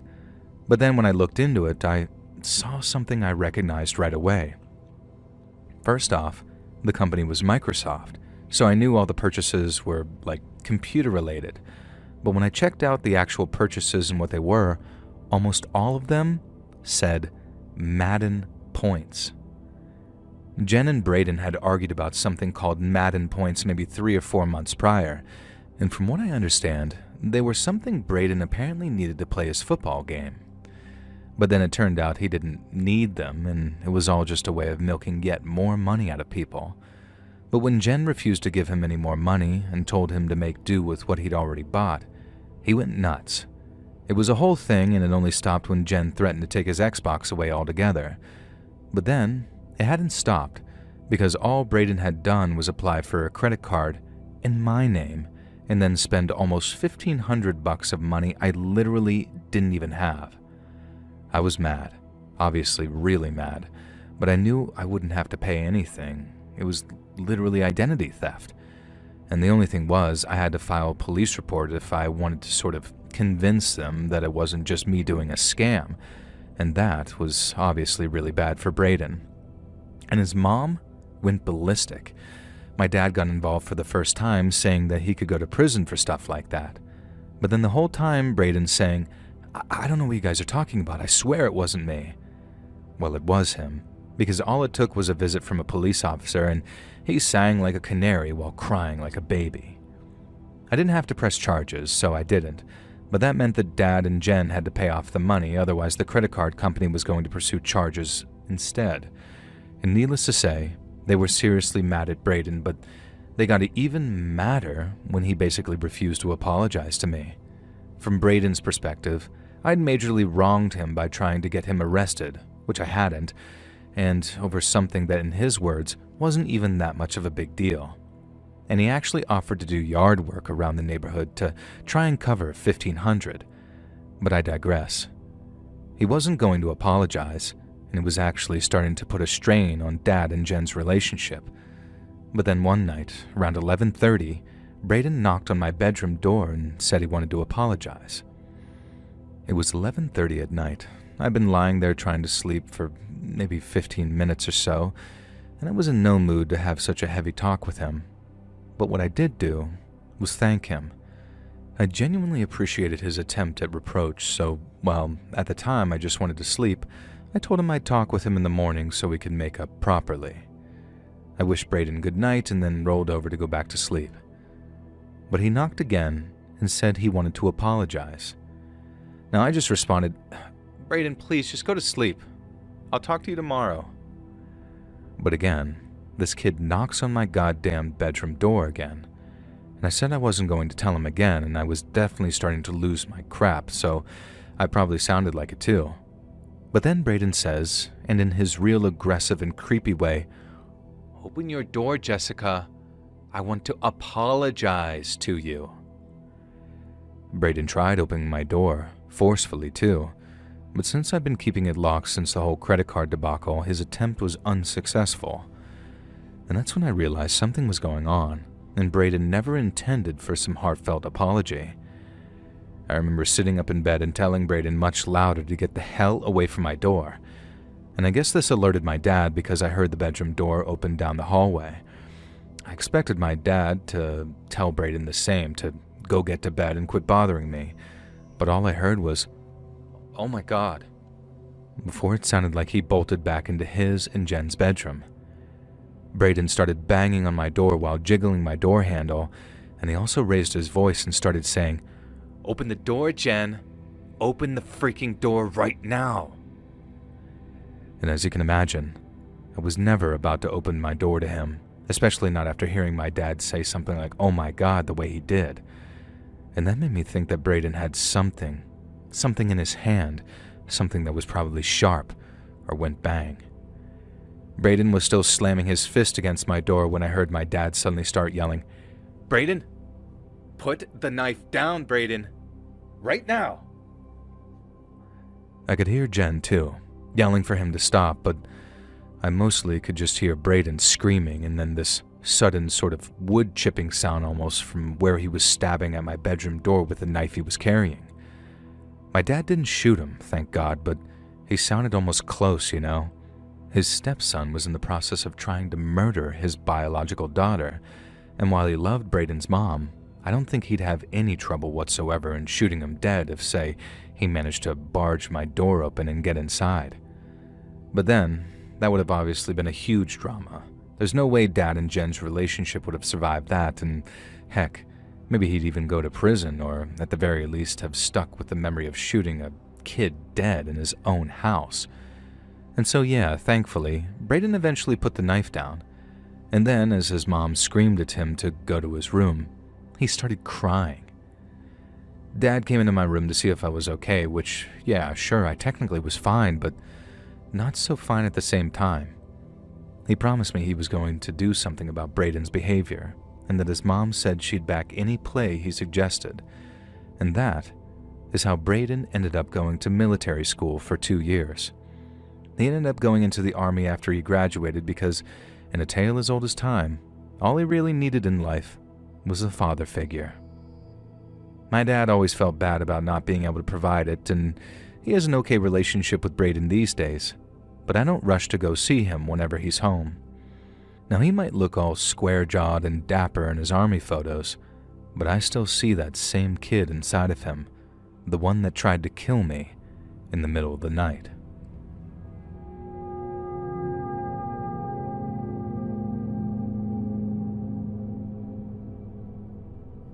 Growing up, my brother Nate was my hero. With him, I felt like I could do anything because he'd say stuff like, "If we can send a rocket to the moon, you can learn to ride a bike, Sammy." And that's what Nate wanted to do, go to the moon in a rocket ship, so his big dream was to join the Air Force. Now, I can already hear a bunch of nerds yelling, "NASA doesn't recruit pilots to be astronauts, they're civilian scientists and engineers, blah blah blah." Well, true. But don't go breaking your arm jerking yourself off there, Mr. Know-It-All, because finding that out didn't deter Nate one bit. He still wanted to join the Air Force just as a fighter pilot, with a view to flying test aircraft. Now sadly that didn't work out for him, and things might be a whole lot different if it did. But still, that didn't deter him. Nate was happy just being around test pilots, so he volunteered with the 412th Test Wing at Edwards Air Force Base down in California. None of the stuff that he was working on as an aircraft engineer was classified back then, so he was free to talk about it. And boy, did he talk about it. This was back when they were still testing the F-35, and Nate was having a whale of a time working on it with his buddies. He said he'd be the happiest son of a gun in the whole damned Air Force if he got to see out his career at Edwards. But then came the day that he came home with an announcement. He'd been given a brand new assignment, one he was very happy about. And then when Dad asked where he was headed, Nate got this big grin on his face and said he couldn't tell us. Dad was excited, like majorly so, and he kept joking about Nate going to Area 51 to work on UFOs and hang out with little green men. And we all just laughed, Nate included. He transferred a few weeks later and he still came to visit us, but unlike his other visits, he obviously couldn't say much about what he was doing. He was based out of Las Vegas, and officially speaking, he was stationed at Nellis. But the Air Force flew him out to different sites all across northern Nevada. He wasn't permitted to name any of those bases, but even if he did, there was no official record of them existing anywhere. He stayed with that same unit for a couple of years, and he always seemed happy. But then came the day that he called our parents and said that he'd been placed on medical leave. When he came home to visit, Nate told Mom and Dad not to worry, as he was just exhausted, overworked, and needed a little time off. Apparently, his commanding officer said that he could get him 30 days medical leave on grounds of stress, which meant that it wouldn't eat into his regular annual leave. Nate said that they all took care of each other that way, and he'd be back to work before he knew it. But then, at the end of those 30 days, Nate didn't go back to work. and he had his leave extended by another 30 days. Now, we didn't find out until way later, but not only had he not been to work in months, but he had to go through some kind of medical evaluation to see whether he was still fit for service or not. Dad and him spoke on the phone a few times, but Dad knew better than to ask too many questions. The whole thing was clearly bothering Nate a lot, and Dad figured that he'd talk about it, what he could talk about at least, when he was ready. But then came the bad news. The board had decided Nate wasn't fit for service anymore, and he was discharged with immediate effect. I think Nate kind of knew that that was going to happen, but when he got the news, it was bad. Dad drove out to Nevada to help him move out of the Air Force housing, which obviously wasn't at any of the secret sites he'd worked at. He called saying that Nate was putting on a brave face with these things, but underneath, you could tell that he was in some pretty bad shape. All he'd say was, "I can't do it anymore, Dad," and the Air Force agrees. But there was clearly something going on, and obviously lots that he hadn't and couldn't tell us. Mom and Dad offered him his old room back till he could get back on his feet, which no one thought would be very long since Nate had a nice amount in savings tucked away, it seemed. But I remember thinking the second I laid eyes on him that it was going to be way longer than just a couple of weeks. Nate looked like crap, and I'll be honest, that's putting it kindly. He'd lost a ton of weight since we last saw him, he looked like Billy Bob Thornton, and he obviously wasn't sleeping great, and was honestly feeling like he'd had some kind of personality transplant. It had been at least 9 months since we last saw him, and instead of this confident, outgoing guy showing up on our doorstep, this twitchy, nervous-looking shell did instead. He was still Nate. We still talked football and laughed about old times, but when there'd be lapses in conversation or you'd catch him on his own someplace, there'd be this look on his face like he had the weight of the world bearing down on him. He kept saying how he wouldn't be there long, that he already had an apartment in Eugene lined up, but when weeks turned into almost 2 months of him rotting in his old bedroom, he and our parents started to clash. Dad kept saying how he needed to get help, like from a therapist or psychologist or something, because he was clearly dealing with some kind of mental issue.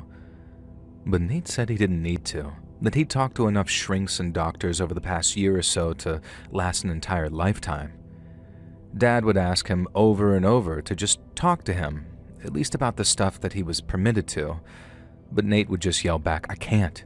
You know I can't." Like he couldn't even touch on what was wrong without violating his non-disclosures or getting carted off to jail. And he'd ended up moving out not long after, but that and getting a job was made real difficult by the fact that on his resume, and thanks to the secret work that apparently he'd been doing, it basically looked like Nate had been out of work for almost a year and with zero explanation for it. He said employers and landlords alike both treated him like he was some kind of bullcrap artist or homeless. They took one look at this skinny, unshaven dude with longish hair who claimed to have worked on classified projects for the Air Force and thought, no dice. He still managed to find a place and a job, I guess after the Air Force sent him a letter of recommendation or something, but going from the Air Force to civilian life is tough for anyone, even at the best of times. And so given Nate's special and rather awkward circumstances, it made it all even the harder for him.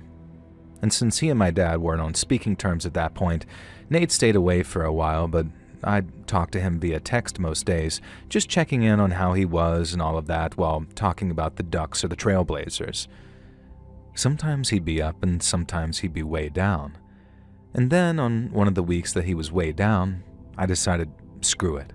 I'm heading over with some rotisserie chicken and a bunch of drink to cheer this idiot up.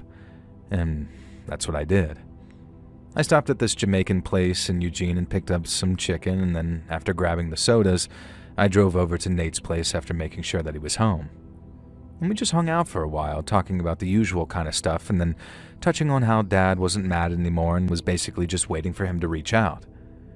He was relieved at that, but that also gave me a window to ask him about the stuff that happened at his job, as in, like, the reasons for his discharge.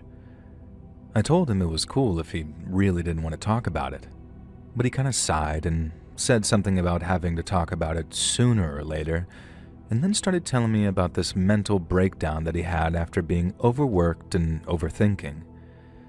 He talked about it at length, like all the mandatory counseling and psychiatry sessions he had to attend, but there was something about the way he talked when he described the reasons, and having known him all my life, I could tell he was lying.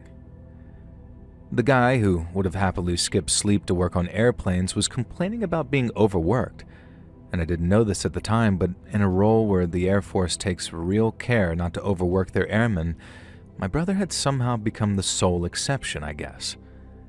And that's besides the fact my bullcrap detector was going off in a very big way. And so I slowly approached the subject and asked him if he was lying because he had to, or he just didn't want us to know the truth. And this was something that had happened a bunch of times actually, not because Nate was some big liar or anything like that, more like he had a habit of trying to protect me from painful truths, like the time Grandma fell down and had to go to the hospital. Nate told me that she was just tired when really he knew all too well that she was a goner. I cried till Nate said Grandma was fine, how she just bonked her head after falling asleep standing up. He said she'd get her whole head bandaged up in the hospital and then made jokes that she was going to look like a mummy coming out of some big old tomb over in Egypt. Now, he used to take me from crying to laughing in just a few short minutes, but I didn't need protection anymore, and I told him that. I just wanted to know what had happened to him, not his job, him.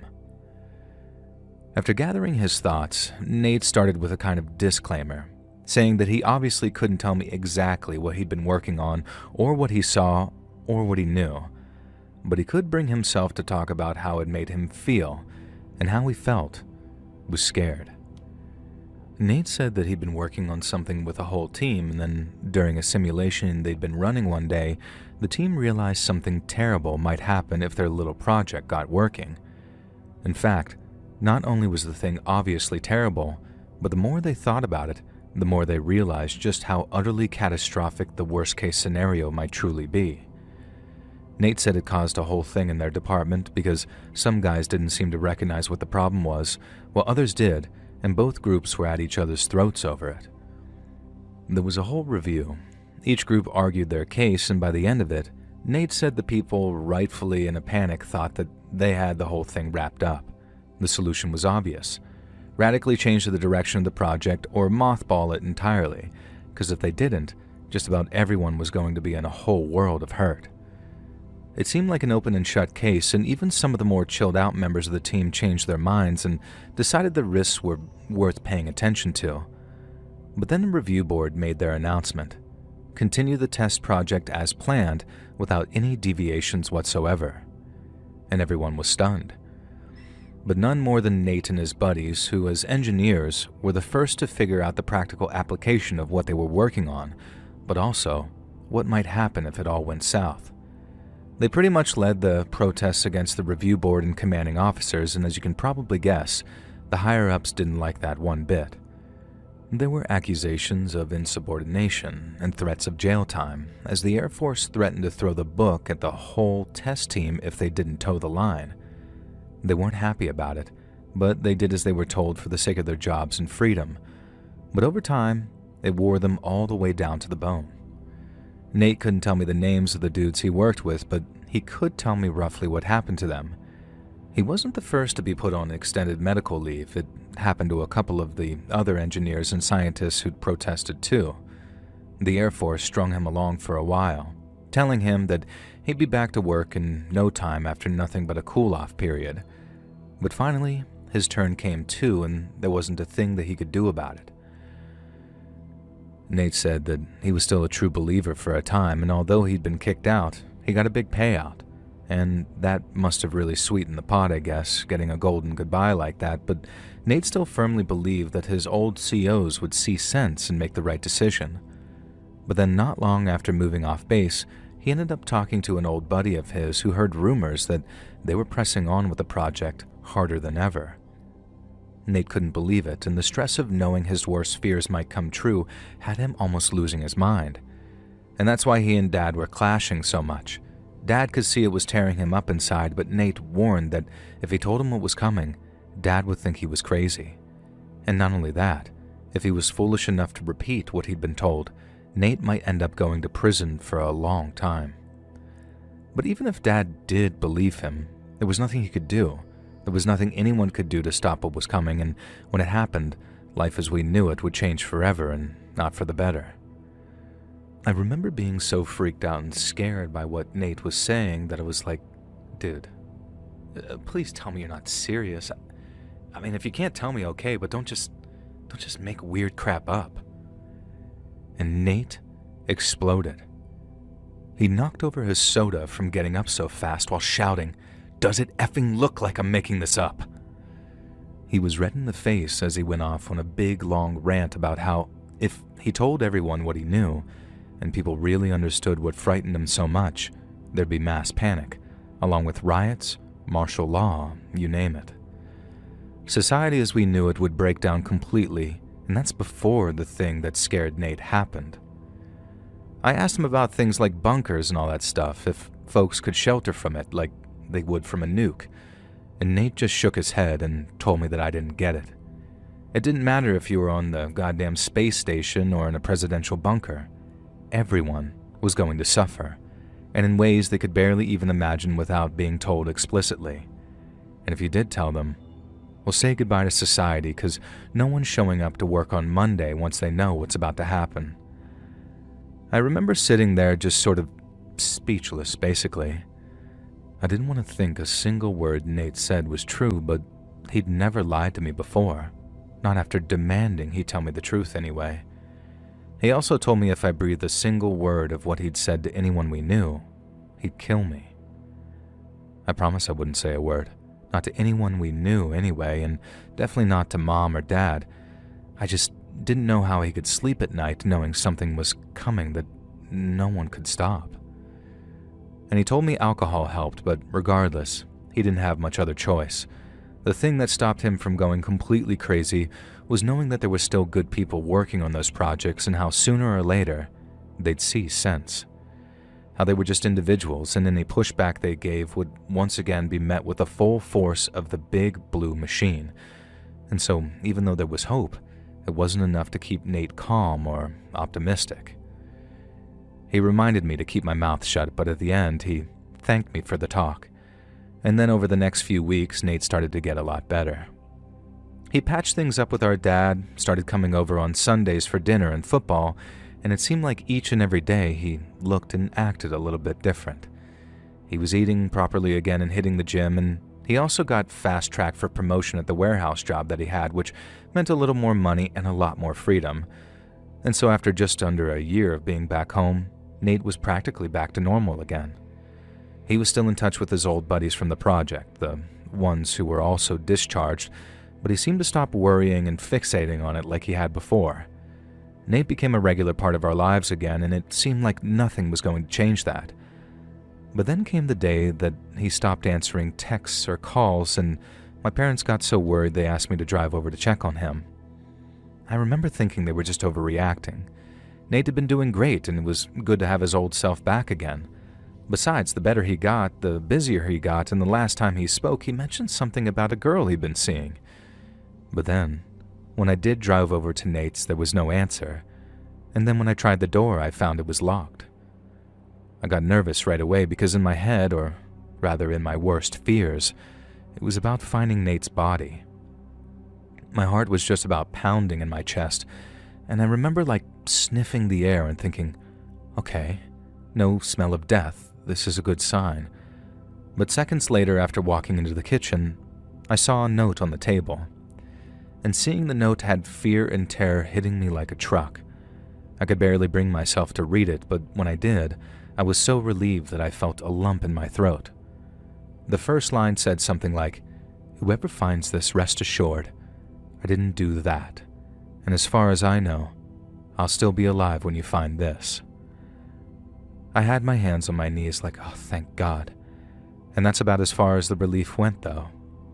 In the note, Nate explained that he hadn't been doing any better, he just found a way of coping, and it was by finding a way of stopping what he'd previously been working on and with the help of his old friends. Obviously, he didn't leave any real details, just that he was driving up to Washington to meet with an old friend, and he had to leave in the middle of the night in a rental car so the Air Force couldn't tail him. That was the first I'd heard of anyone following or tailing him. I hadn't seen anyone around our parents' place when he was staying there, like any creepy-looking unmarked cars parked at the end of the driveway, and I hadn't seen any at his place in Eugene either. And so, was Nate for real? Or was he just going insane? His note didn't seem crazy, not at all. He said that he wouldn't be home for a while, but when he returned, we'd be the first people that he checked in with. And he also couldn't take his phone with him for tracking reasons, so he apologized for worrying us and making it so we couldn't reach him. There were like extra notes at the bottom explaining what to do if a friend found it or if me or my dad found it. We weren't to tell anyone what he was planning, and we were to go on acting like normal. But he did want Mom and Dad to know that he hadn't just run off and he was going to come back. I was kind of relieved at the news that he'd be back, and I was still worried about him and I wondered where he was going, but I didn't panic. I told Mom and Dad a version of the truth and, very casually told them that Nate was on a sort of adventure vacation out in the wilds and had turned his phone off for no distractions. And they were so used to him being his old self that news of a phoneless vacation didn't worry them at all. And it was only when the Oregon State Police knocked on our door and told them that they had some very bad news for us that they really started to worry. And they were right to worry too, because the news that the state trooper had for us was absolutely devastating. Tragically, Nate had been involved in a car accident while driving up to Washington in the middle of the night, and although the firefighters and paramedics had done everything they could, they figured Nate was dead before they even got there. We were told a drunk driver had smashed into the front of him after crossing over the grass divide, and he was going so fast that Nate was probably killed on impact. And that was a small mercy, I guess, knowing he hadn't suffered too much before he passed. And we heard the other driver had been killed too, only his car had exploded into a fireball and he got burned up in the wreck. Like I said, it made what happened to Nate seem like a mercy in a way, and then came the funeral, and that was rough. Mom took it especially hard. She thought she finally had her son back, only to have him die in some car crash in the middle of the night without ever getting a chance to say goodbye. She stayed grieving for a long time too, and didn't get out of bed once for almost 3 days straight, but the way Dad dealt with it was different. He wanted answers, so while Mom cried and ate food that the neighbors brought over, Dad was on the phone with the Air Force trying to get as much information as he could about Nate's final days there. They ended up sending someone over to the house who explained to my dad that basically they had no record of Nate ever working at any top-secret facilities, meaning he hadn't been told anything that qualified as classified information. And the Air Force kept Nate's medical records sealed, so the guy who visited wasn't allowed to say what the medical leave was for, but he could say that it was the medical condition that caused him to be discharged, which was nothing we didn't already know. I'd already mentioned what Nate said and told my dad how he thought he was being followed, but the guy from the Air Force said that there was no way that could have been the case. It wasn't unheard of for Air Force defenders, their version of military police, to monitor those that they were concerned might give away classified information. But with Nate, that had not been the case because, simply put, he didn't have any classified information to pass on. And after that, Dad didn't know what to think anymore. Thinking Nate had lied to us for all those years almost broke him, and then it was Mom's turn to take care of him when all he wanted to do was drink and go walking in the woods with his gun. I went to go have a talk with him, not telling him all of what Nate said to me, but making it clear that I didn't hear my bullcrap detector going off when he was talking about it. I knew my brother, and I knew when he was lying, and unless he really was insane, crazy enough to believe his own imagination or whatever, then he must have been telling the truth about what he saw and what he knew. But my dad was just like Nate in a way, with his sort of innate trust of authority. And so while he chose to believe his son had been honorable, hadn't lied, and had done the right things, what the Air Force guy said weighed very heavy on him. Myself, I believe every word Nate had told me. I believe something scared him so bad that it cost him his career and almost drove him crazy. Because I believe the military would mess with very powerful stuff that they don't fully understand. I mean, look at that Oppenheimer movie. The The scientists figured that there was a chance that they may blow up the entire world by testing their device, but they did it anyway. So with Nate making out that he'd seen something like that, and knowing his track record of honesty growing up, I've got basically no reason at all not to believe him. And sometimes, considering what he wrote in that final note, I start wondering if his death really was an accident, or if someone was so desperate to silence him that they were able to stage his murder as something accidental. And I don't try to think about that much. I've got plenty of other things to worry about, and I don't worry about what Nate said about things going so wrong for so many people because, like he said, there ain't nothing we could do about it if we tried.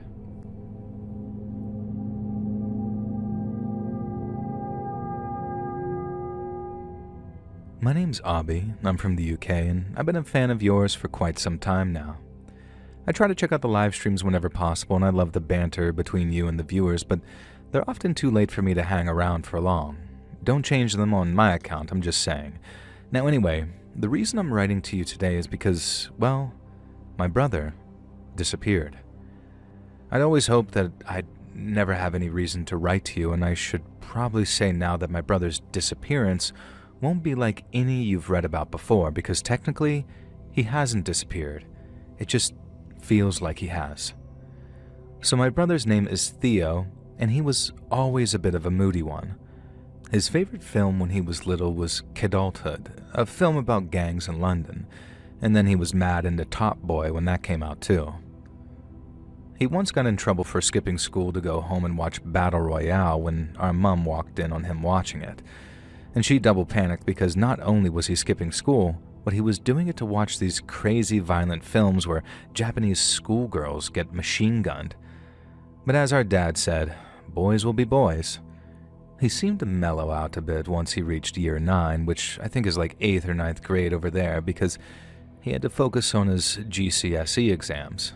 He loved reading about history, so that was by far his strongest subject, and he liked doing Shakespearean plays in English too. All his teachers thought that he'd get good enough grades to continue on to A-level, so we were all really excited about the idea of him going off to uni somewhere and having all the fun associated with that. But then, right at the moment of truth, just as exam week started, Theo decided that he didn't want to sit them. Mom managed to convince him to sit his history exam and do his biology and English exams so he at least had the grades to do his A-levels. But when his results came back, I think he got a D and 2 E's. And so to Mom, Dad, and even his teachers, it was like Theo hadn't even tried. I remember the big argument that erupted on results day. How Dad said, "What were you thinking? Do you know how much resits are going to cost?" Theo's response came in 3 stock lines. "I don't care, I'm not bothered, and what's the point?" And our parents decided that there must be something wrong with him, like mentally or emotionally, and so they sorted him out with a visit from a psychologist or psychotherapist, I can never remember which. And then after a few weeks of sessions, the women told Mom and Dad that Theo was suffering from some kind of depression as well as a serious sort of behavioral disorder. The psychologist woman recommended he undergo some therapies, and he was going to all these doctors to talk with them, do some brain exercises, and to write down all of his feelings. He was put on antidepressants too, and while he didn't want to take them at first, all it took was a talk with our dad who convinced him to just try them, and Theo seemed only too happy to take them. It wasn't transformational, and we were warned that the process might seem painfully slow, but over the next couple of weeks, I started noticing improvements. He started leaving the house again, mostly just to the shops and back, but it was still an improvement, and we hoped that he might start seeing his school friends again because at least 2 of their families live within cycling distance of our house. But Theo said that he wasn't interested in seeing them anymore because they didn't have anything in common. We were all quite sad to hear that, but Dad wasn't that bothered by it. He said teenage boys could be fickle and emotionless, and reminded us all that all teenage groups get disrupted by the end of secondary school. Theo falling out with his friends was concerning, but in the grand scheme of things, he was doing much better.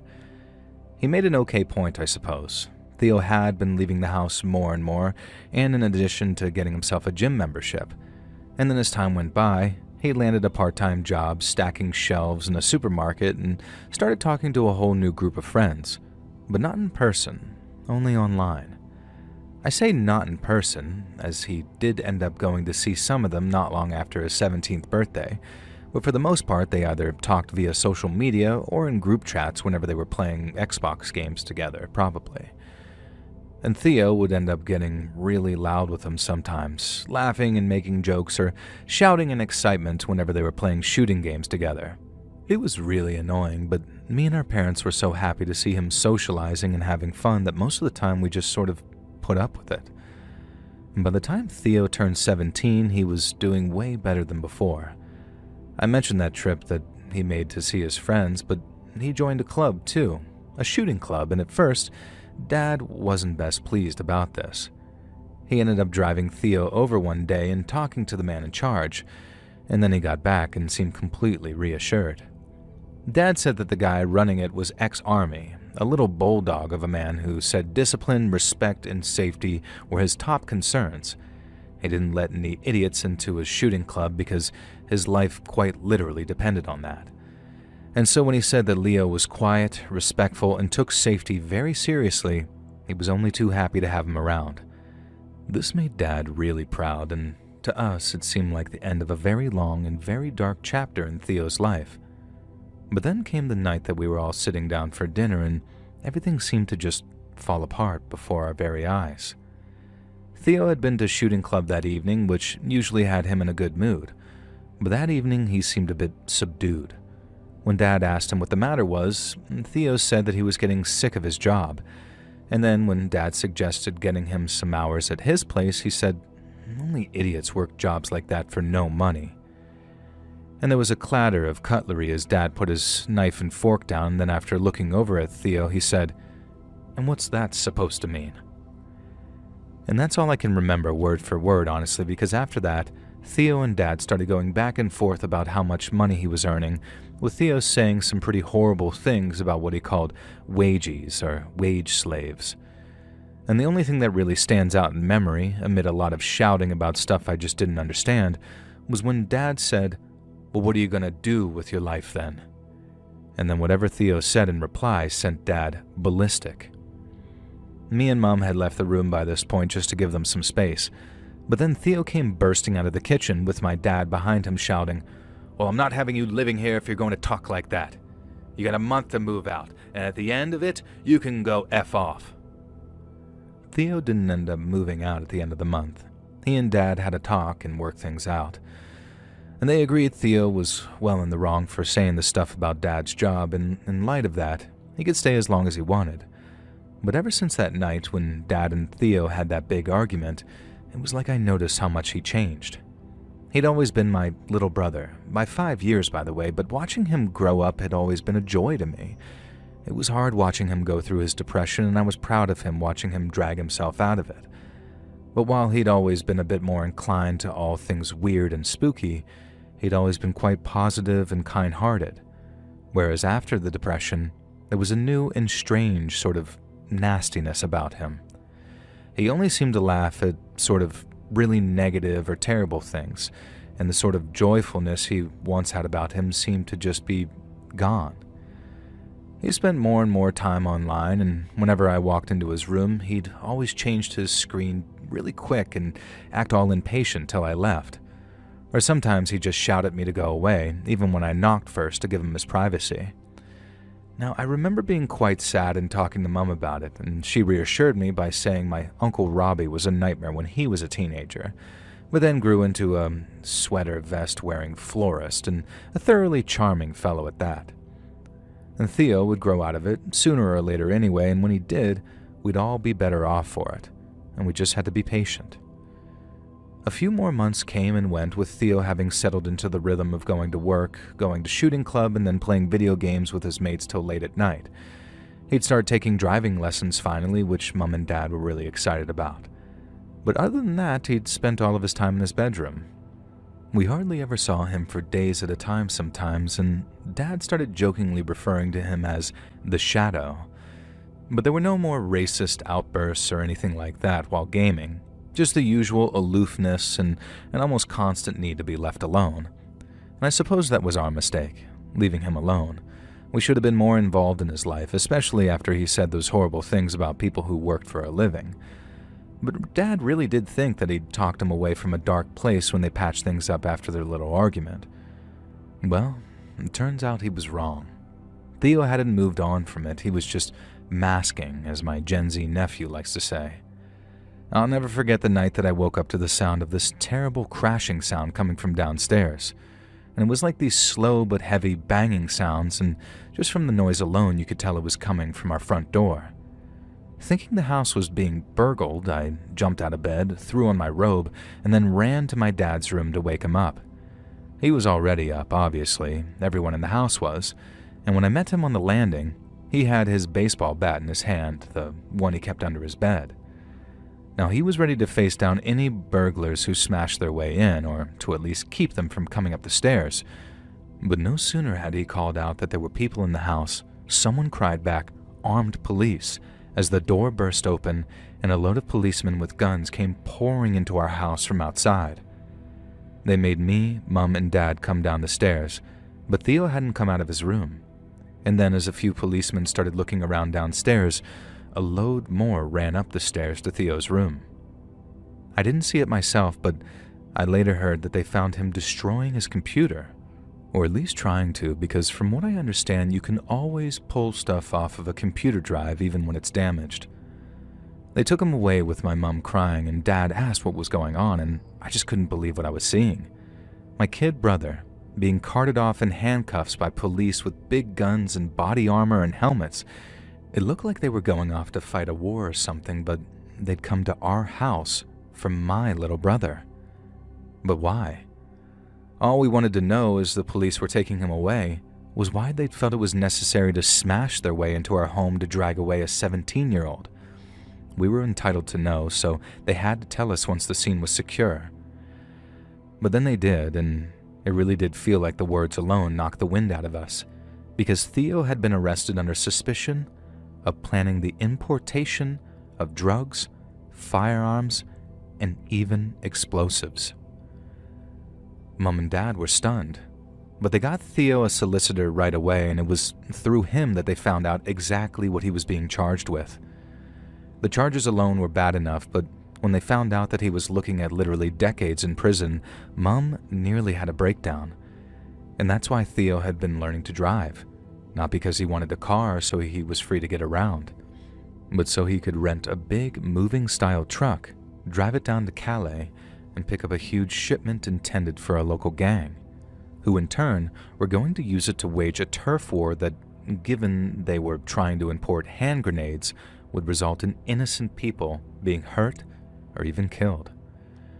The police took all Theo's computer and phone stuff away after they arrested him, and after going through everything that was on there, they found all kinds of chat logs relating to this plot. The solicitor Mum hired said the fact a bunch of older guys had groomed him into doing it would work in our favor, as like a mitigating circumstance. But Theo would have to tell the judge how sorry he was, how foolish he'd been, and how he was committed to changing his ways and bettering himself for the future. It amounted to groveling for mercy, but anything to get time off of Theo's sentence, right? Well, wrong. Because even though it meant going to prison for many more years than he would have otherwise, Theo refused to play ball. He pled guilty, but refused to make any sort of statement showing remorse for what he'd been planning to do. And then since he was sentenced when he was 18, he was sent straight to an adult prison after the court proceedings finished.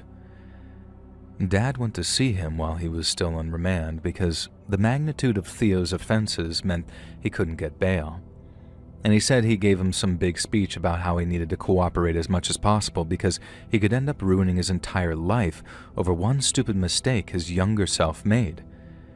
It sounded like Dad practically begged him to accept all the prosecution's offers regarding cooperation, but still, Theo refused to play ball.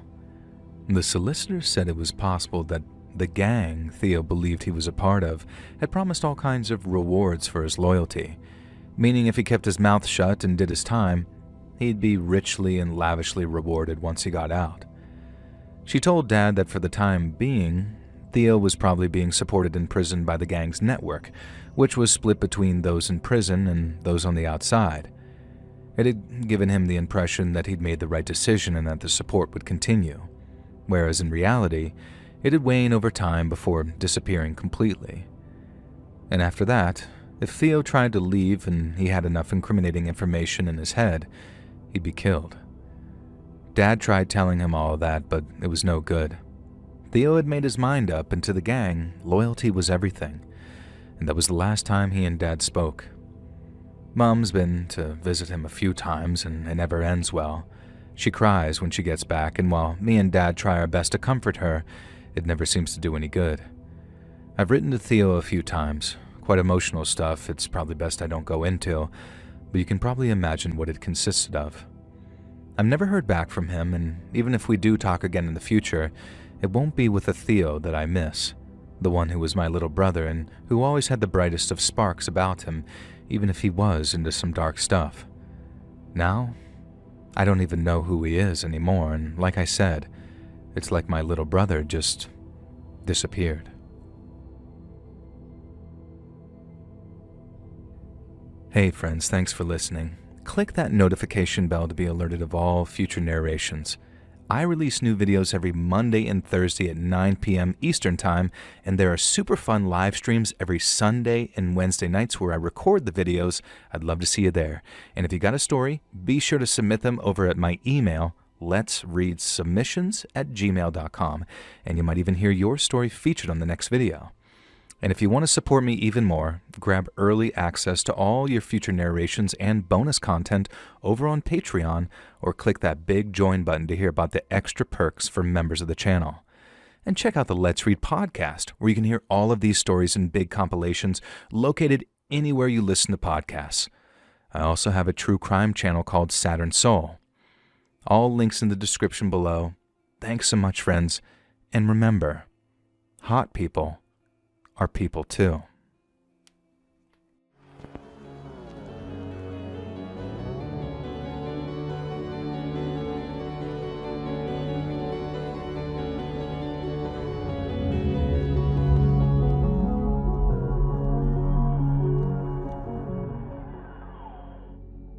My name's John, and I'm recently retired from the Washington State Patrol. I did the full 25, made it to lieutenant, and got my pension, and all in all, I'd say that I have very few regrets. But just like every other former cop out there, I got one or two cases that have followed me into retirement, some for the better and some for worse. Now, in early 2019, the State Patrol's Missing and Unidentified Persons Unit commenced a cold case initiative. Now, the goal was to assign a small group of experienced detectives to the piles of unsolved missing person cases sitting in the unit's archives. And since by then I had 12 years under my belt, it didn't surprise me when I got the call. We met one Monday morning when one of the MUPU guys showed us to the filing cabinet containing their cold cases. Looking inside felt like playing Russian roulette with all 6 chambers full, because no matter which one we picked, it was going to be a mess. And that's why we were the chosen ones, I guess, because we could handle messy and not burn out and end up chasing wild geese.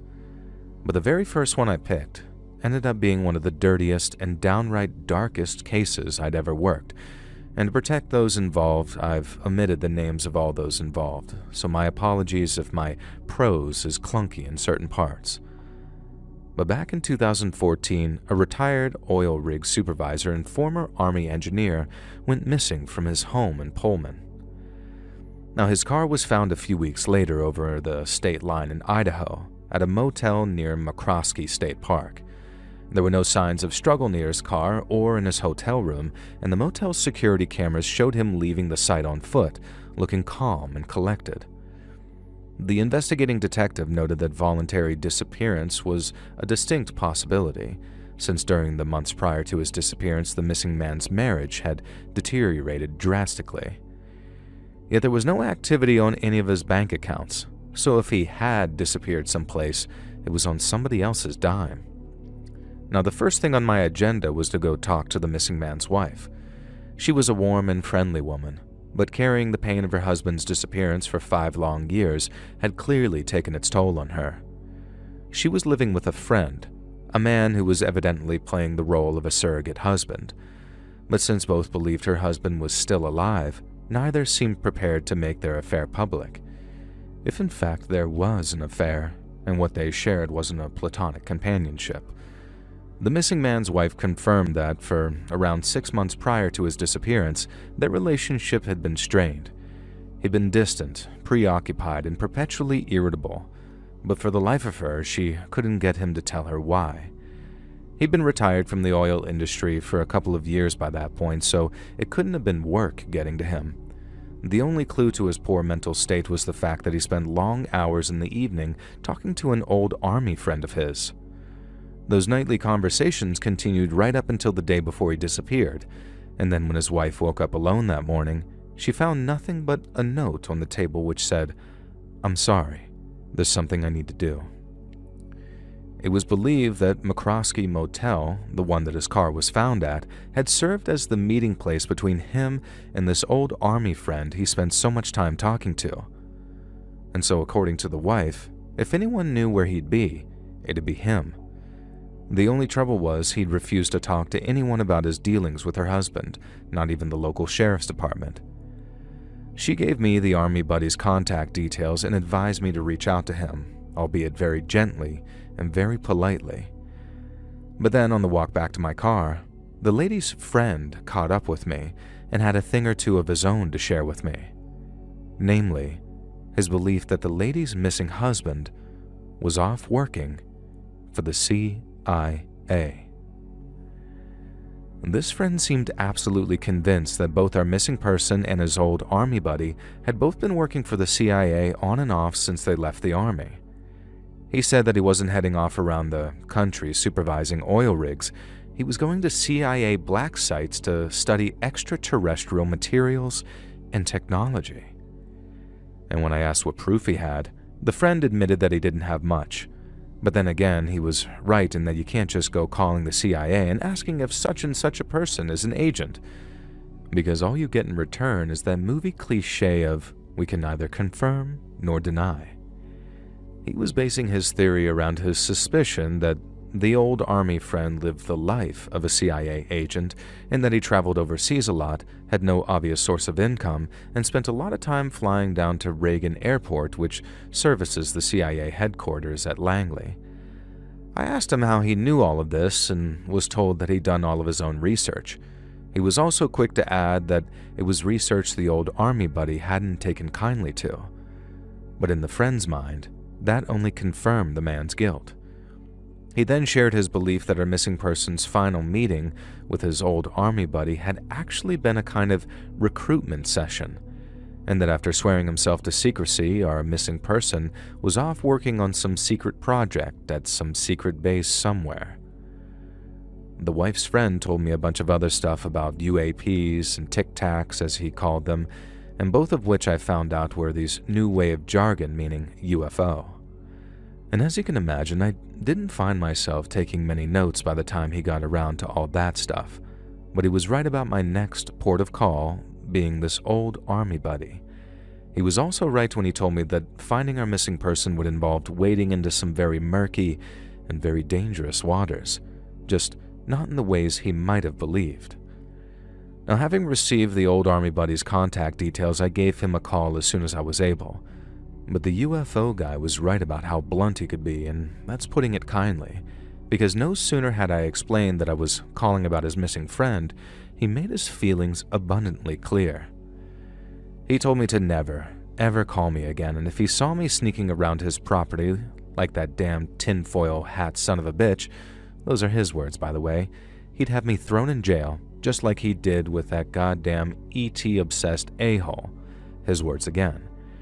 And it was only then that I discovered that the UFO guy hadn't just conducted his own investigation as such, but had rather directed a prolonged campaign of harassment toward the old army buddy, one that had resulted in an arrest being made. Now, the old army buddy might have told me to get lost, but I didn't make detective by giving up that easy. I knew a former military man like him would respond much better to seeing a badge in person rather than hearing just a name over the phone. But before then, I knew he'd need some time to cool off, because approach too quick and that angry old bastard might have done more than just file a complaint. Instead, I decided to look into the missing man's background a little more to see if that'd provide any clues. And boy, did it ever. Like I said, you can't just go asking the CIA who's an agent and who's not. But the Army, on the other hand, they'll tell you just about anything you damn well ask, so long as the person's been discharged. His wife had told me our missing person had been a radio technician, and for a time, that was certainly true. But by the date of his discharge, he was serving in a very different role. Without getting too technical with the military speak, our missing person was part of an engineer battalion, but for some reason, served in an intelligence capacity following a period of specialized training. This is what's called an out-of-branch role. And while they're not unheard of, they're usually temporary positions that fill gaps in the organization. But our missing person spent 3 years in that intelligence role, while taking at least a few months out of each year to be trained by intelligence guys. Now, this was all interesting enough, but what really got my attention was how the Army couldn't seem to tell me why our missing person was discharged. All they provided me with was the date of it, October 5th of 2001. Now, to me, out of all the strange things I'd uncovered regarding our missing person, this was the strangest. And for the benefit of any young whippersnappers listening to this in the years to come, here's why it was so strange. So, less than a month before that discharge date, America experienced some attacks that happened in September of that year, the largest single loss of life on American soil committed by a foreign actor. Almost 3,000 people lost their lives, the New York skyline was irreparably altered, and folks from sea to shining sea wanted to get themselves some goddamn payback. Over 30,000 extra troops signed up over the next 6 months alone, and retention rates shot way up too, with more than ever choosing to re-enlist rather than miss out on going after bin Laden and his boys. But then, if that was the case, how come our missing person not only turned down some pretty lucrative signing bonuses, but had his discharge fast-tracked? If he'd stayed enlisted for just 18 more months, he'd be entitled to his Army pension.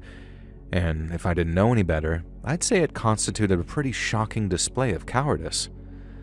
But our missing person was certainly no coward. He'd served honorably in several war zones prior to the sudden discharge, and had even earned himself a Bronze Star for what he and his men did in Panama. Which had me wondering, did he really leave the engineers right after September of 2001 and opt to give up all that pension money? Or, much like undercover cops do, was he transferred someplace secret to be what you might call a deniable asset? The way to safely rule that out was to draw up a list of likely employers in the oil industry and then tick them off one by one until I found the one our missing person worked for. But when this went on for 3 whole days without result, I must have tried at least 100. And then, things finally made sense. Our missing person hadn't been working at an oil firm at all, and he'd lied to his wife and friends about where he was going. So what in the hell was he doing instead? I placed a few calls to his wife to arrange another talk. When she didn't answer any of them, I figured that she was just busy and told myself to be patient. But then the very next day, I got a call from an unknown cell phone number. Now, I figured she'd switched numbers and I'd been calling the old one, so I picked up and said something like, "Hi there, thanks for calling me back." But it wasn't our missing person's wife. It was his old Army buddy, the one who told me never to call him again.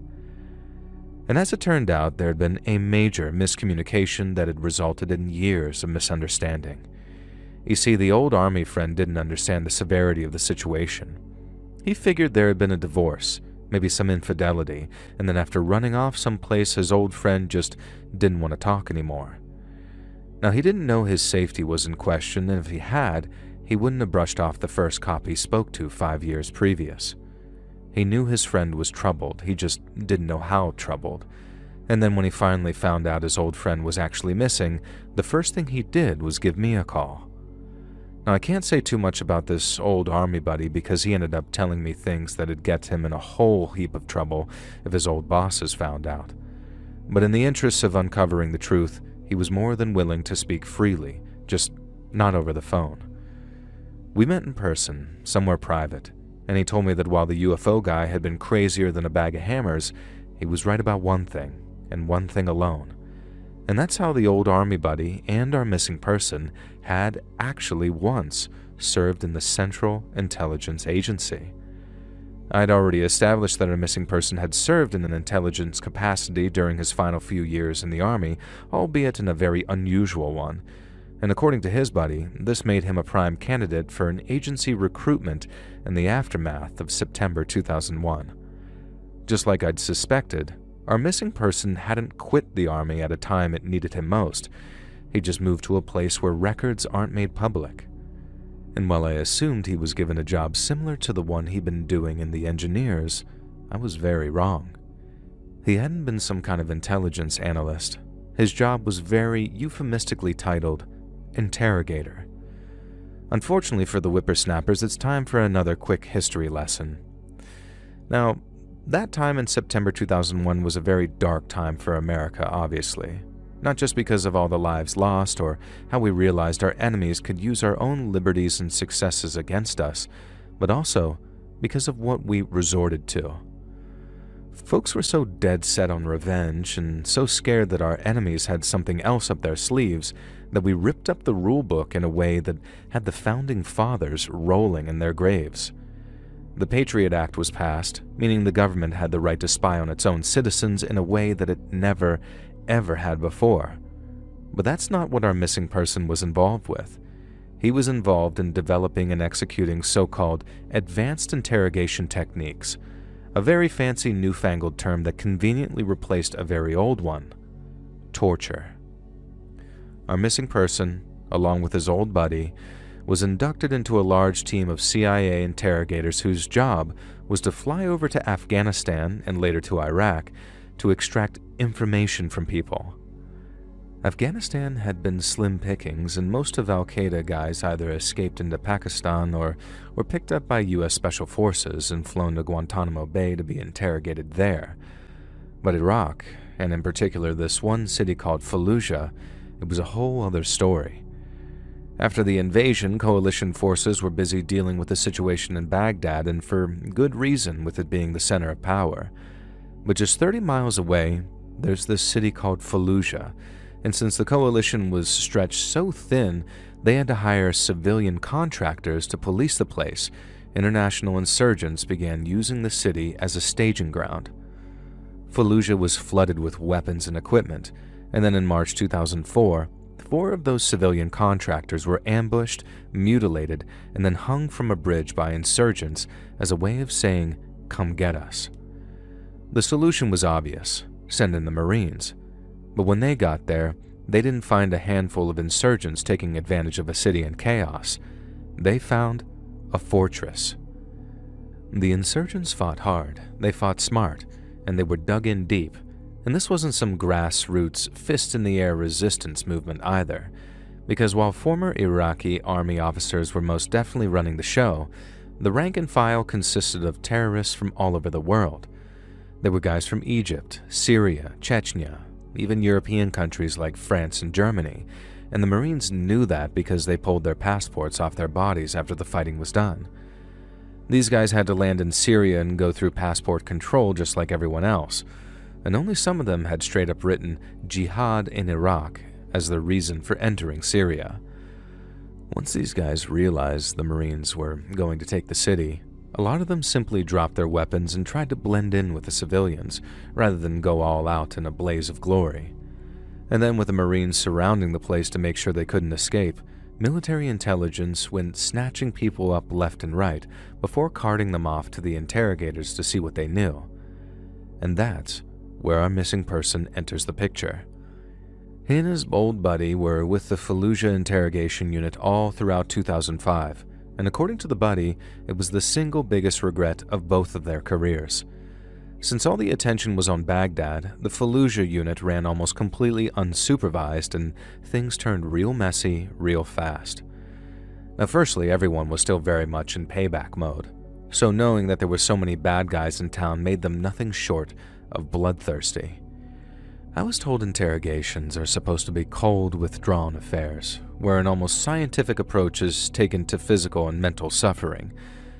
But the old buddies said the Fallujah team were openly talking about how good it felt to be dishing out some punishment. It wasn't even about getting answers anymore. Everyone knew some dumbass Libyan jihadist didn't know jack about September. He was just there because he heard he could shoot at Americans and maybe even secure his spot in paradise in the process. But the team didn't give a good goddamn. If he was there to kill Americans, then he was going to suffer.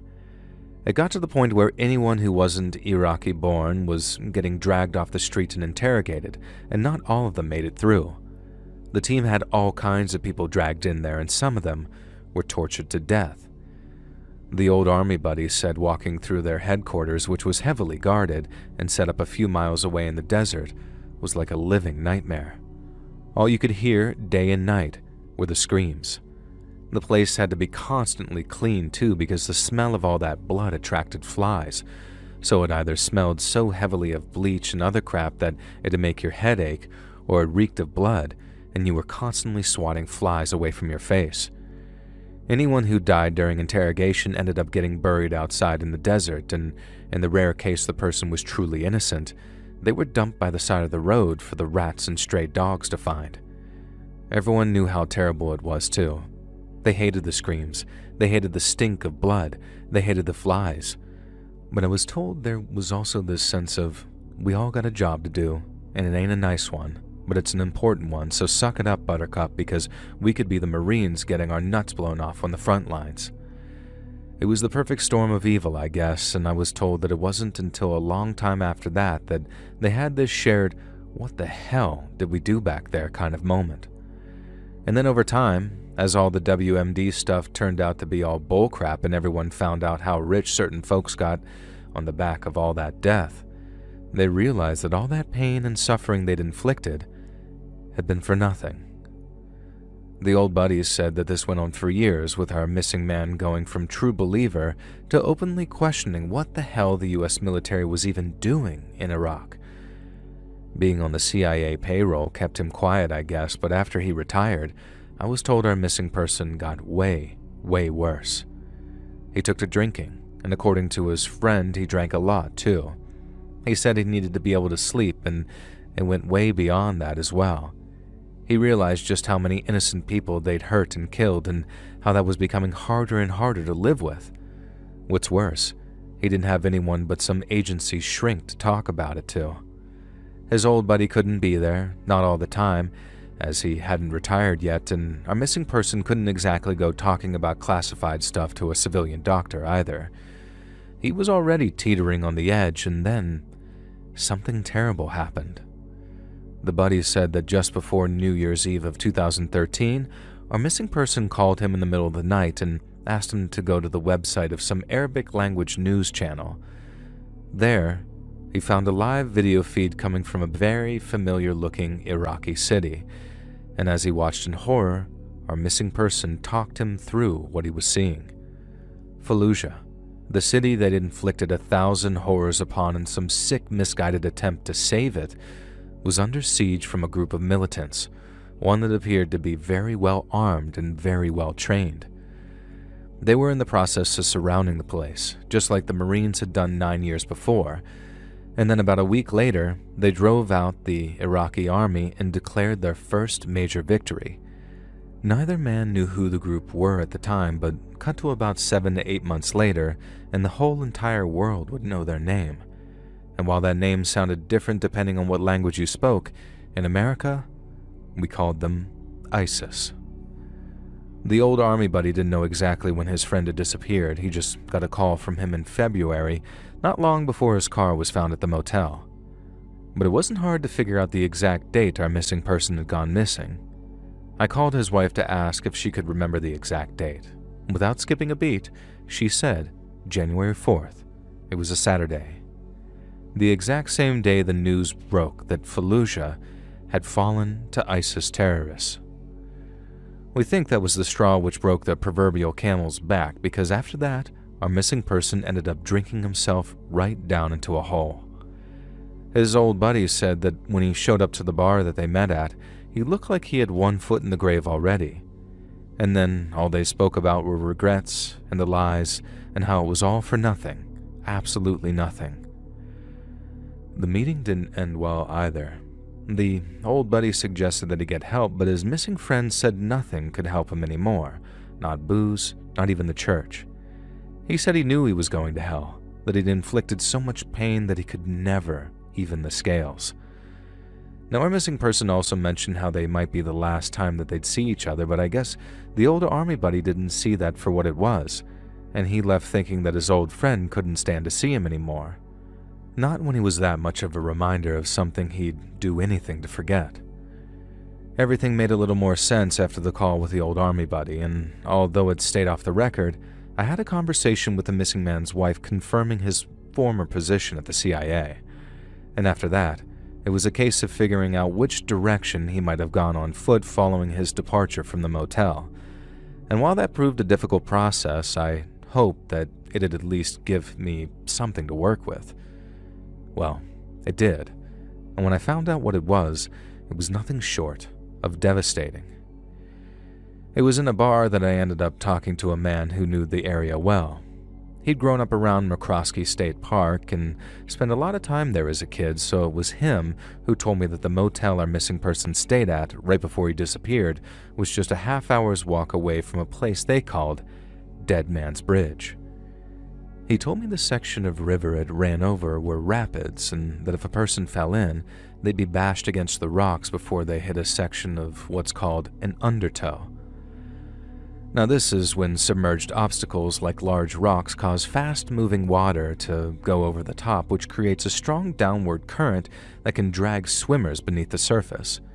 So basically, fall in the river near Dead Man's Bridge, and it will knock you out and drown you. He said it had become popular with a certain kind of person, people who were just too tired to go on and who saw something almost dignified in letting the river take them.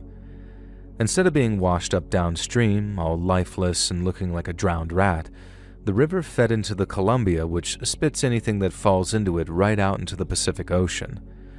And then once you're out there, you're good and gone, and no one's ever going to find you without a submarine and a whole lot of luck. It all suddenly made sense to me, and when it did, it hit me like a ton of bricks. Not just because I felt for our missing person, having been driven so crazy with guilt that he'd most likely opted to check out early, but because it was me who was going to have to tell his wife, a woman who'd been so utterly convinced by her friend that her missing husband was still alive, and that was one of the hardest things I'd ever have to do. Now, without a body, we couldn't officially declare the missing person's case closed, not without a warm or cold body as concrete proof. But after a while, I guess as she slowly came to accept it, the missing man's wife filed a petition to have him declared dead in absentia, which, for those who don't know, is when someone's been missing for so long that the only reasonable explanation is that they're deceased, or in the case of our now grieving wife, when you're 99% sure someone's deceased, you just can't 100% prove it. And only then, once it's been made official, could we take the file out of the cold case cabinet and put it where it belongs.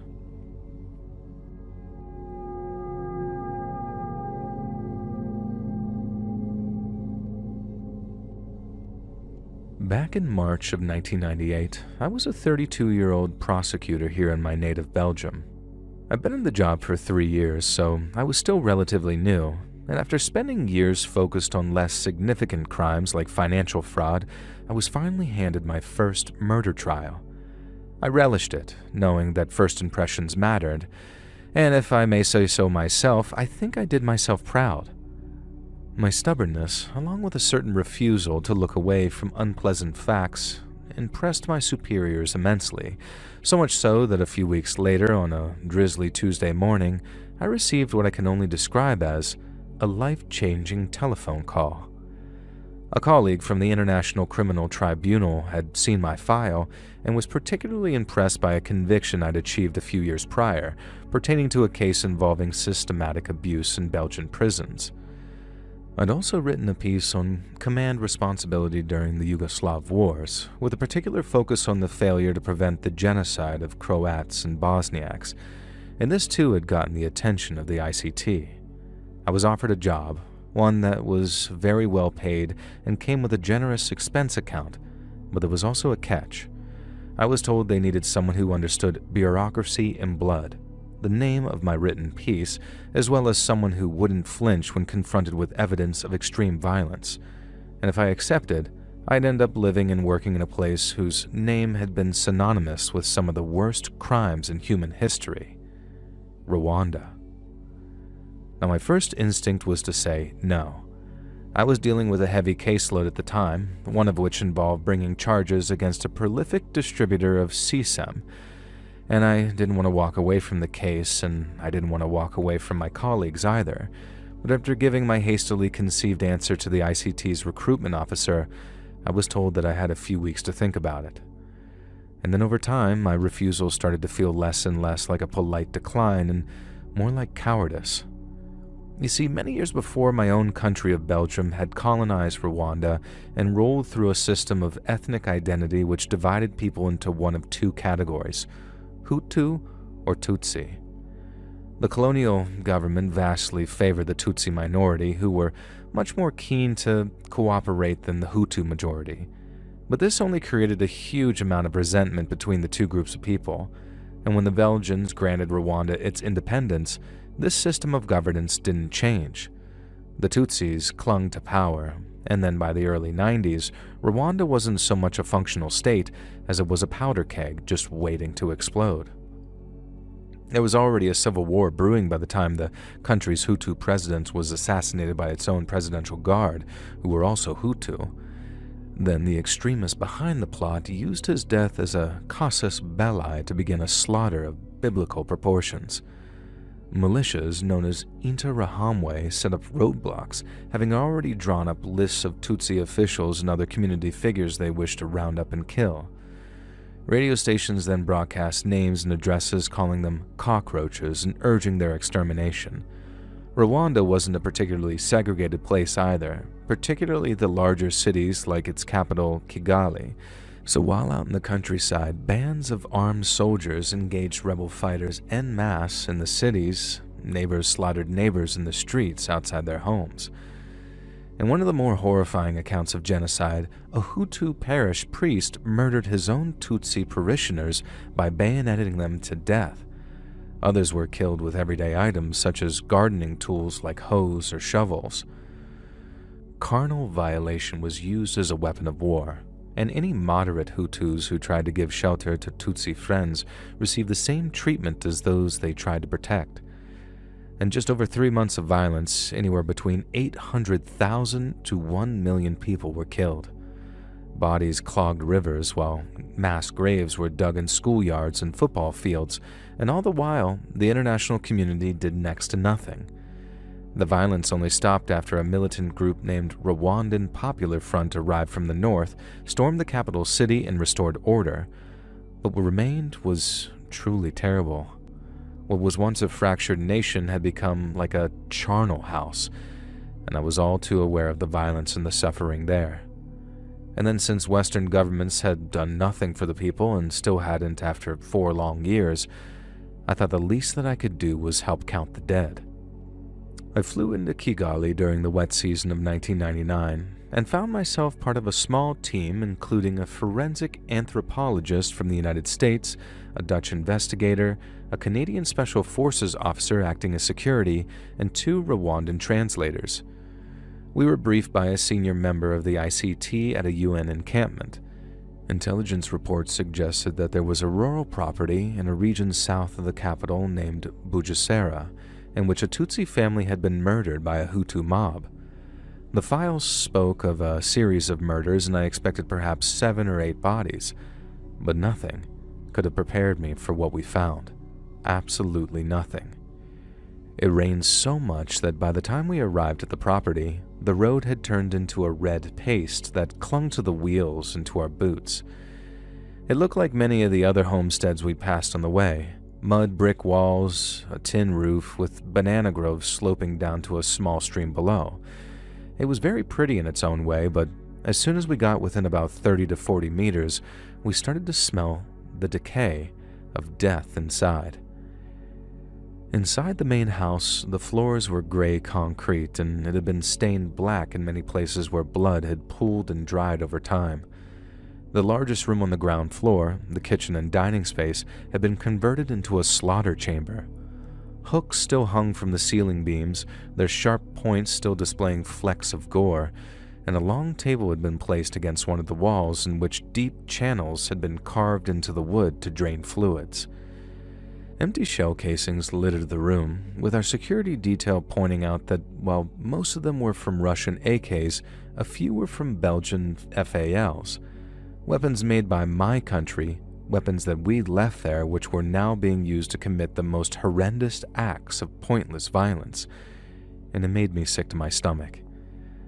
Outside, we found a makeshift crematorium consisting of an oil drum furnace rigged with iron grates. And when I looked inside, I noticed how its interior crusted with charred bone fragments and teeth, and while nearby, a shallow pit had been dug and filled in. We didn't have to scrape away much of the dirt to start finding remains either, and some were small enough to belong to children no older than 8 or 9. And to find such a sizable amount of human remains was one thing, and to know some were children was a horror I can barely describe. But it was the personal effects that broke something in me. In one of the home's back rooms, stacked in a haphazard piles all over the floor, were the clothes of those who had been murdered. There must have been thousands of clothes piled on top of each other, men's shirts, women's shawls, and hundreds of shoes all missing their pairs. I remember seeing a single red high heel that must have belonged to someone who dressed well for what she thought was a meeting or an arrest.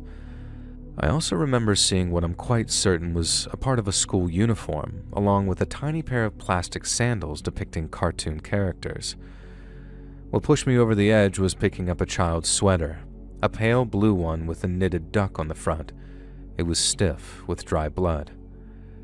I kneeled and set it down carefully, as though disturbing it would wake the dead, and then by the time that I was at my full height again, I was crying. By the end of that day, I wanted to leave that place, leave Rwanda, and never return. But we ended up going to and from that house for 3 whole weeks before I was able to fly home again. Our forensic anthropologist cataloged bones under a tarp in the courtyard, and by the end of those 3 weeks, she estimated that at least 280 individuals had been murdered there, and that's not including those whose remains may have already been incinerated. Our Dutch investigator, a nice man named Peter, interviewed survivors from nearby villages. They said the trucks came at night and how they couldn't sleep because of the screams. One old woman described seeing a Hutu community leader directing operations. Another mentioned soldiers from the former Rwandan armed forces. Peter wrote down many names, but there were no documents, no paper trail, and since the killer had been careful to ensure no cameras were around, so while there were plenty of pictures of the bodies, we couldn't find a single piece of footage depicting killings of any kind. And we seized what little we could. Things like a handful of identity cards were pulled from the pockets of that discarded clothing, or a rusted pistol registered to a man still living openly in Kigali. Now, that was the only significant piece of evidence we found in terms of connecting a murderer to their victims, and only then, it may have accounted for only a handful of deaths in a genocide committed mostly by everyday household items. I remember spending long evenings writing reports by lamplight, drinking warm beer by the dozen to keep the rage from clouding my judgment. And not just rage at the killers either, but rage at my own country of Belgium. It was Belgium who issued the ethnic identity cards in the first place, cards which might as well have been death warrants if they had Tutsi written on them. And just like when we found those bullets, I've never been more ashamed of my country. On the whole, the investigation was an uphill struggle for the first week, and it didn't get any easier as the weeks went by. You might have had an expense account, but there was a strict limit on what we could spend on any given day. Then, because ours was only a small part of a much wider investigation, we received only minimal support for the tribunal's HQ in neighboring Tanzania. Now what's worse, we put people's lives at risk. Now, in many cases, the witnesses we convinced to testify received visits from men on motorcycles after dark. And then the next time we visited them, they changed their stories and either couldn't remember or didn't see. We had a lot of anecdotal evidence, but barely anything tangible, so it soon became a case of knowing who had been part of that bloodthirsty mob, but not being able to pin anything on them. For example, one afternoon, our van drove past a man repairing a fence at a homestead only 3 or 4 kilometers away from the kill house. One of the translators saw him as he drove past and started pointing and talking to the other in a way that we couldn't understand. We quickly switched to English and explained how the man we'd passed had been spotted unloading bodies from a truck back during the genocide. But what disturbed me the most was how the man politely waved as we passed. It was like he didn't have a care in the world, like all the violence had been swept under the carpet by people who could just switch off that part of themselves and go back to normal. We exhumed what we could from the pit in the backyard, then photographed, measured, and sealed everything away in evidence bags. We spent one last day in Kigali debriefing with members of the tribunal and the UN, but the conclusions were stark. We had boxes of bones and clothing samples, and my report was thick with notes, but when all was said and done, convicting just one of the homestead executioners would mark the achievement of a lifetime, but all of them, that was as close to impossible as it was possible to be. The case was provisionally docketed but never brought to trial. The landscape of the investigation was an ever-shifting one which constantly had new priorities, new mass graves, and new political realities to deal with. We later heard that the only identifiable subject had died of malaria in a refugee camp, disguised as a victim of the genocide and not a perpetrator. But the others are still free to walk among the same communities they once terrorized. They are businessmen, minor officials, and respected elders. They attend church on Sundays with people they'd shed blood with. Their children go to school with the children of some of their victims. Sometimes, late at night in my apartment in Brussels, I open the sealed plastic container I kept against all protocol. Inside is one small red sandal, sized for a child of perhaps 6 years old. I don't know why I kept it. Evidence of failure, maybe, or perhaps a reminder that justice is not a natural force, but a fragile human invention that is easily starved of resources and will. And that's why all those shoes we found will stay empty and those of the killers wander far and free. The world, as I've found, moves on far, far too easily. I don't work for the UN anymore, but it sometimes comes up in conversation with the youngest lawyers I work with. They sometimes ask how I coped, and I tell them the truth. I didn't cope with anything. Everything I saw, everything I heard, I still carry it with me. I remember the smell of that house and the small blue sweater with the knitted duck and the rows of silent shoes. I'm told the compound near Nyamata still stands, but locals avoid it after dark. The country itself has forgotten, but the people still remember. And so do I.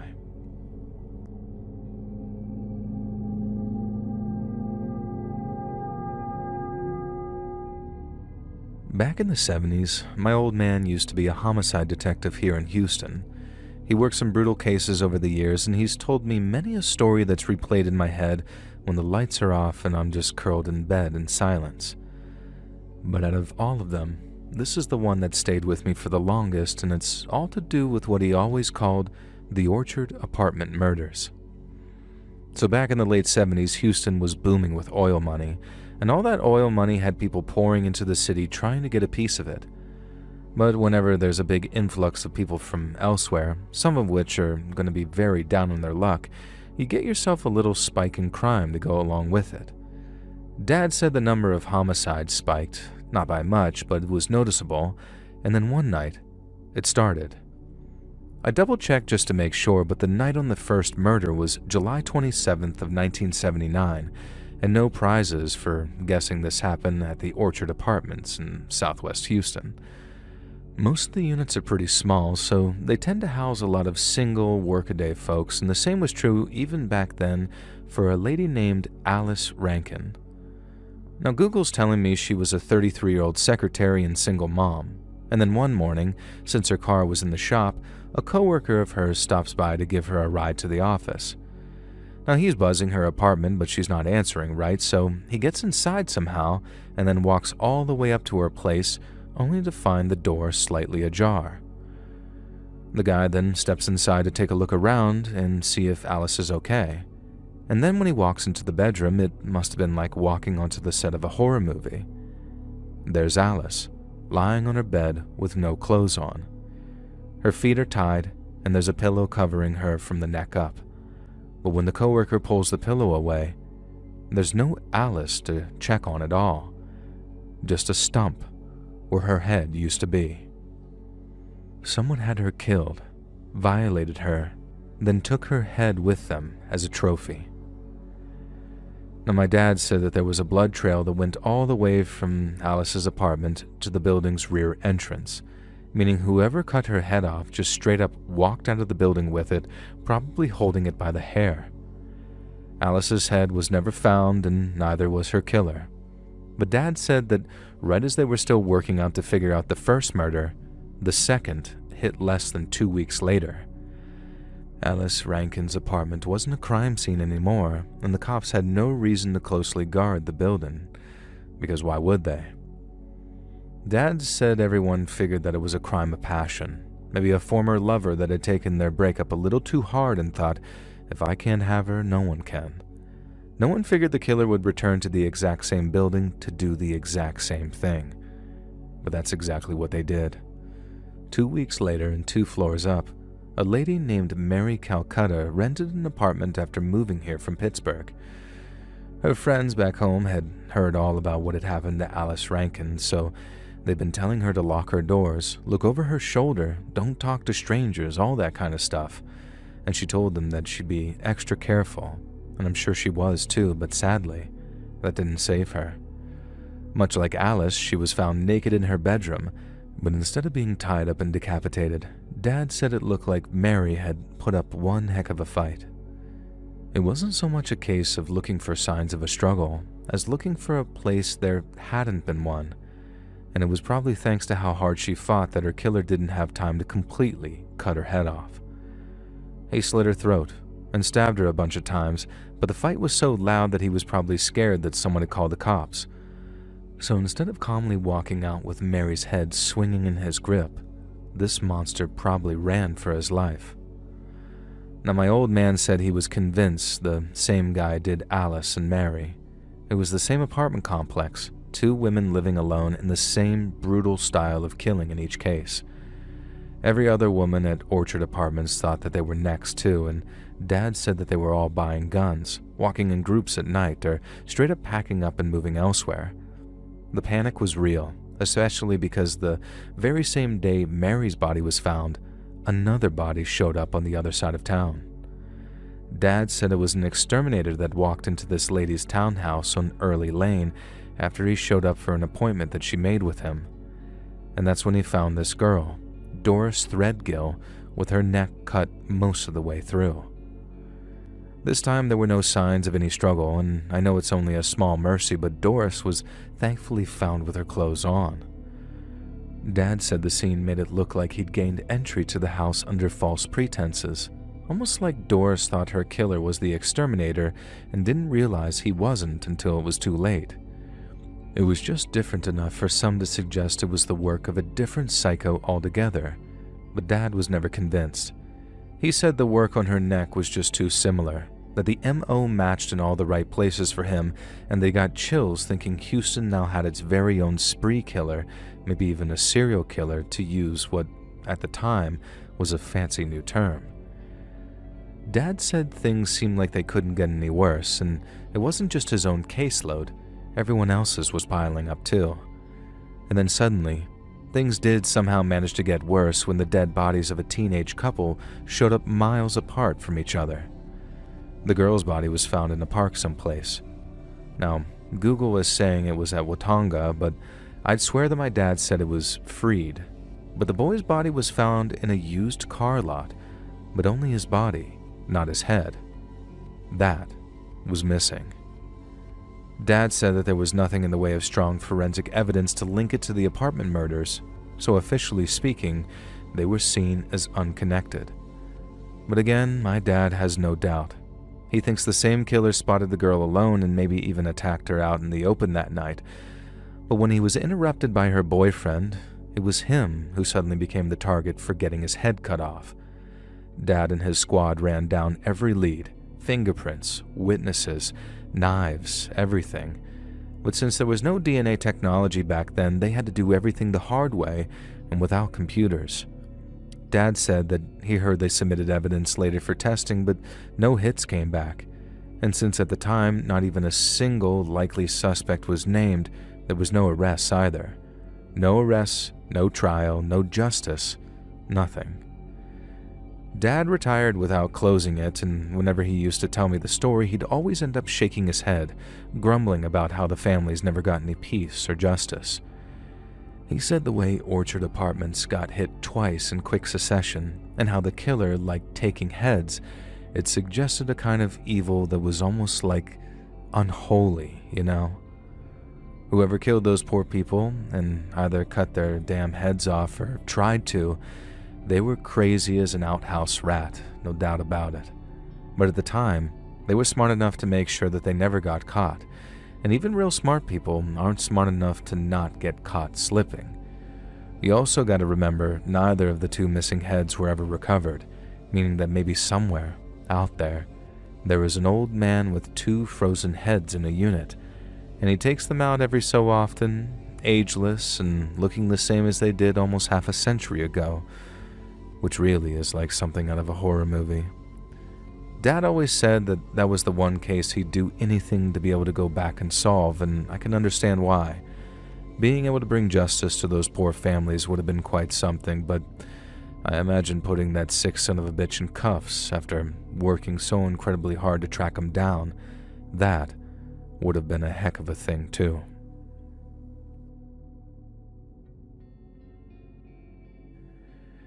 Hey friends, thanks for listening. Click that notification bell to be alerted of all future narrations. I release new videos every Monday and Thursday night at 9 p.m. Eastern Time, and there are super fun live streams every Sunday and Wednesday night.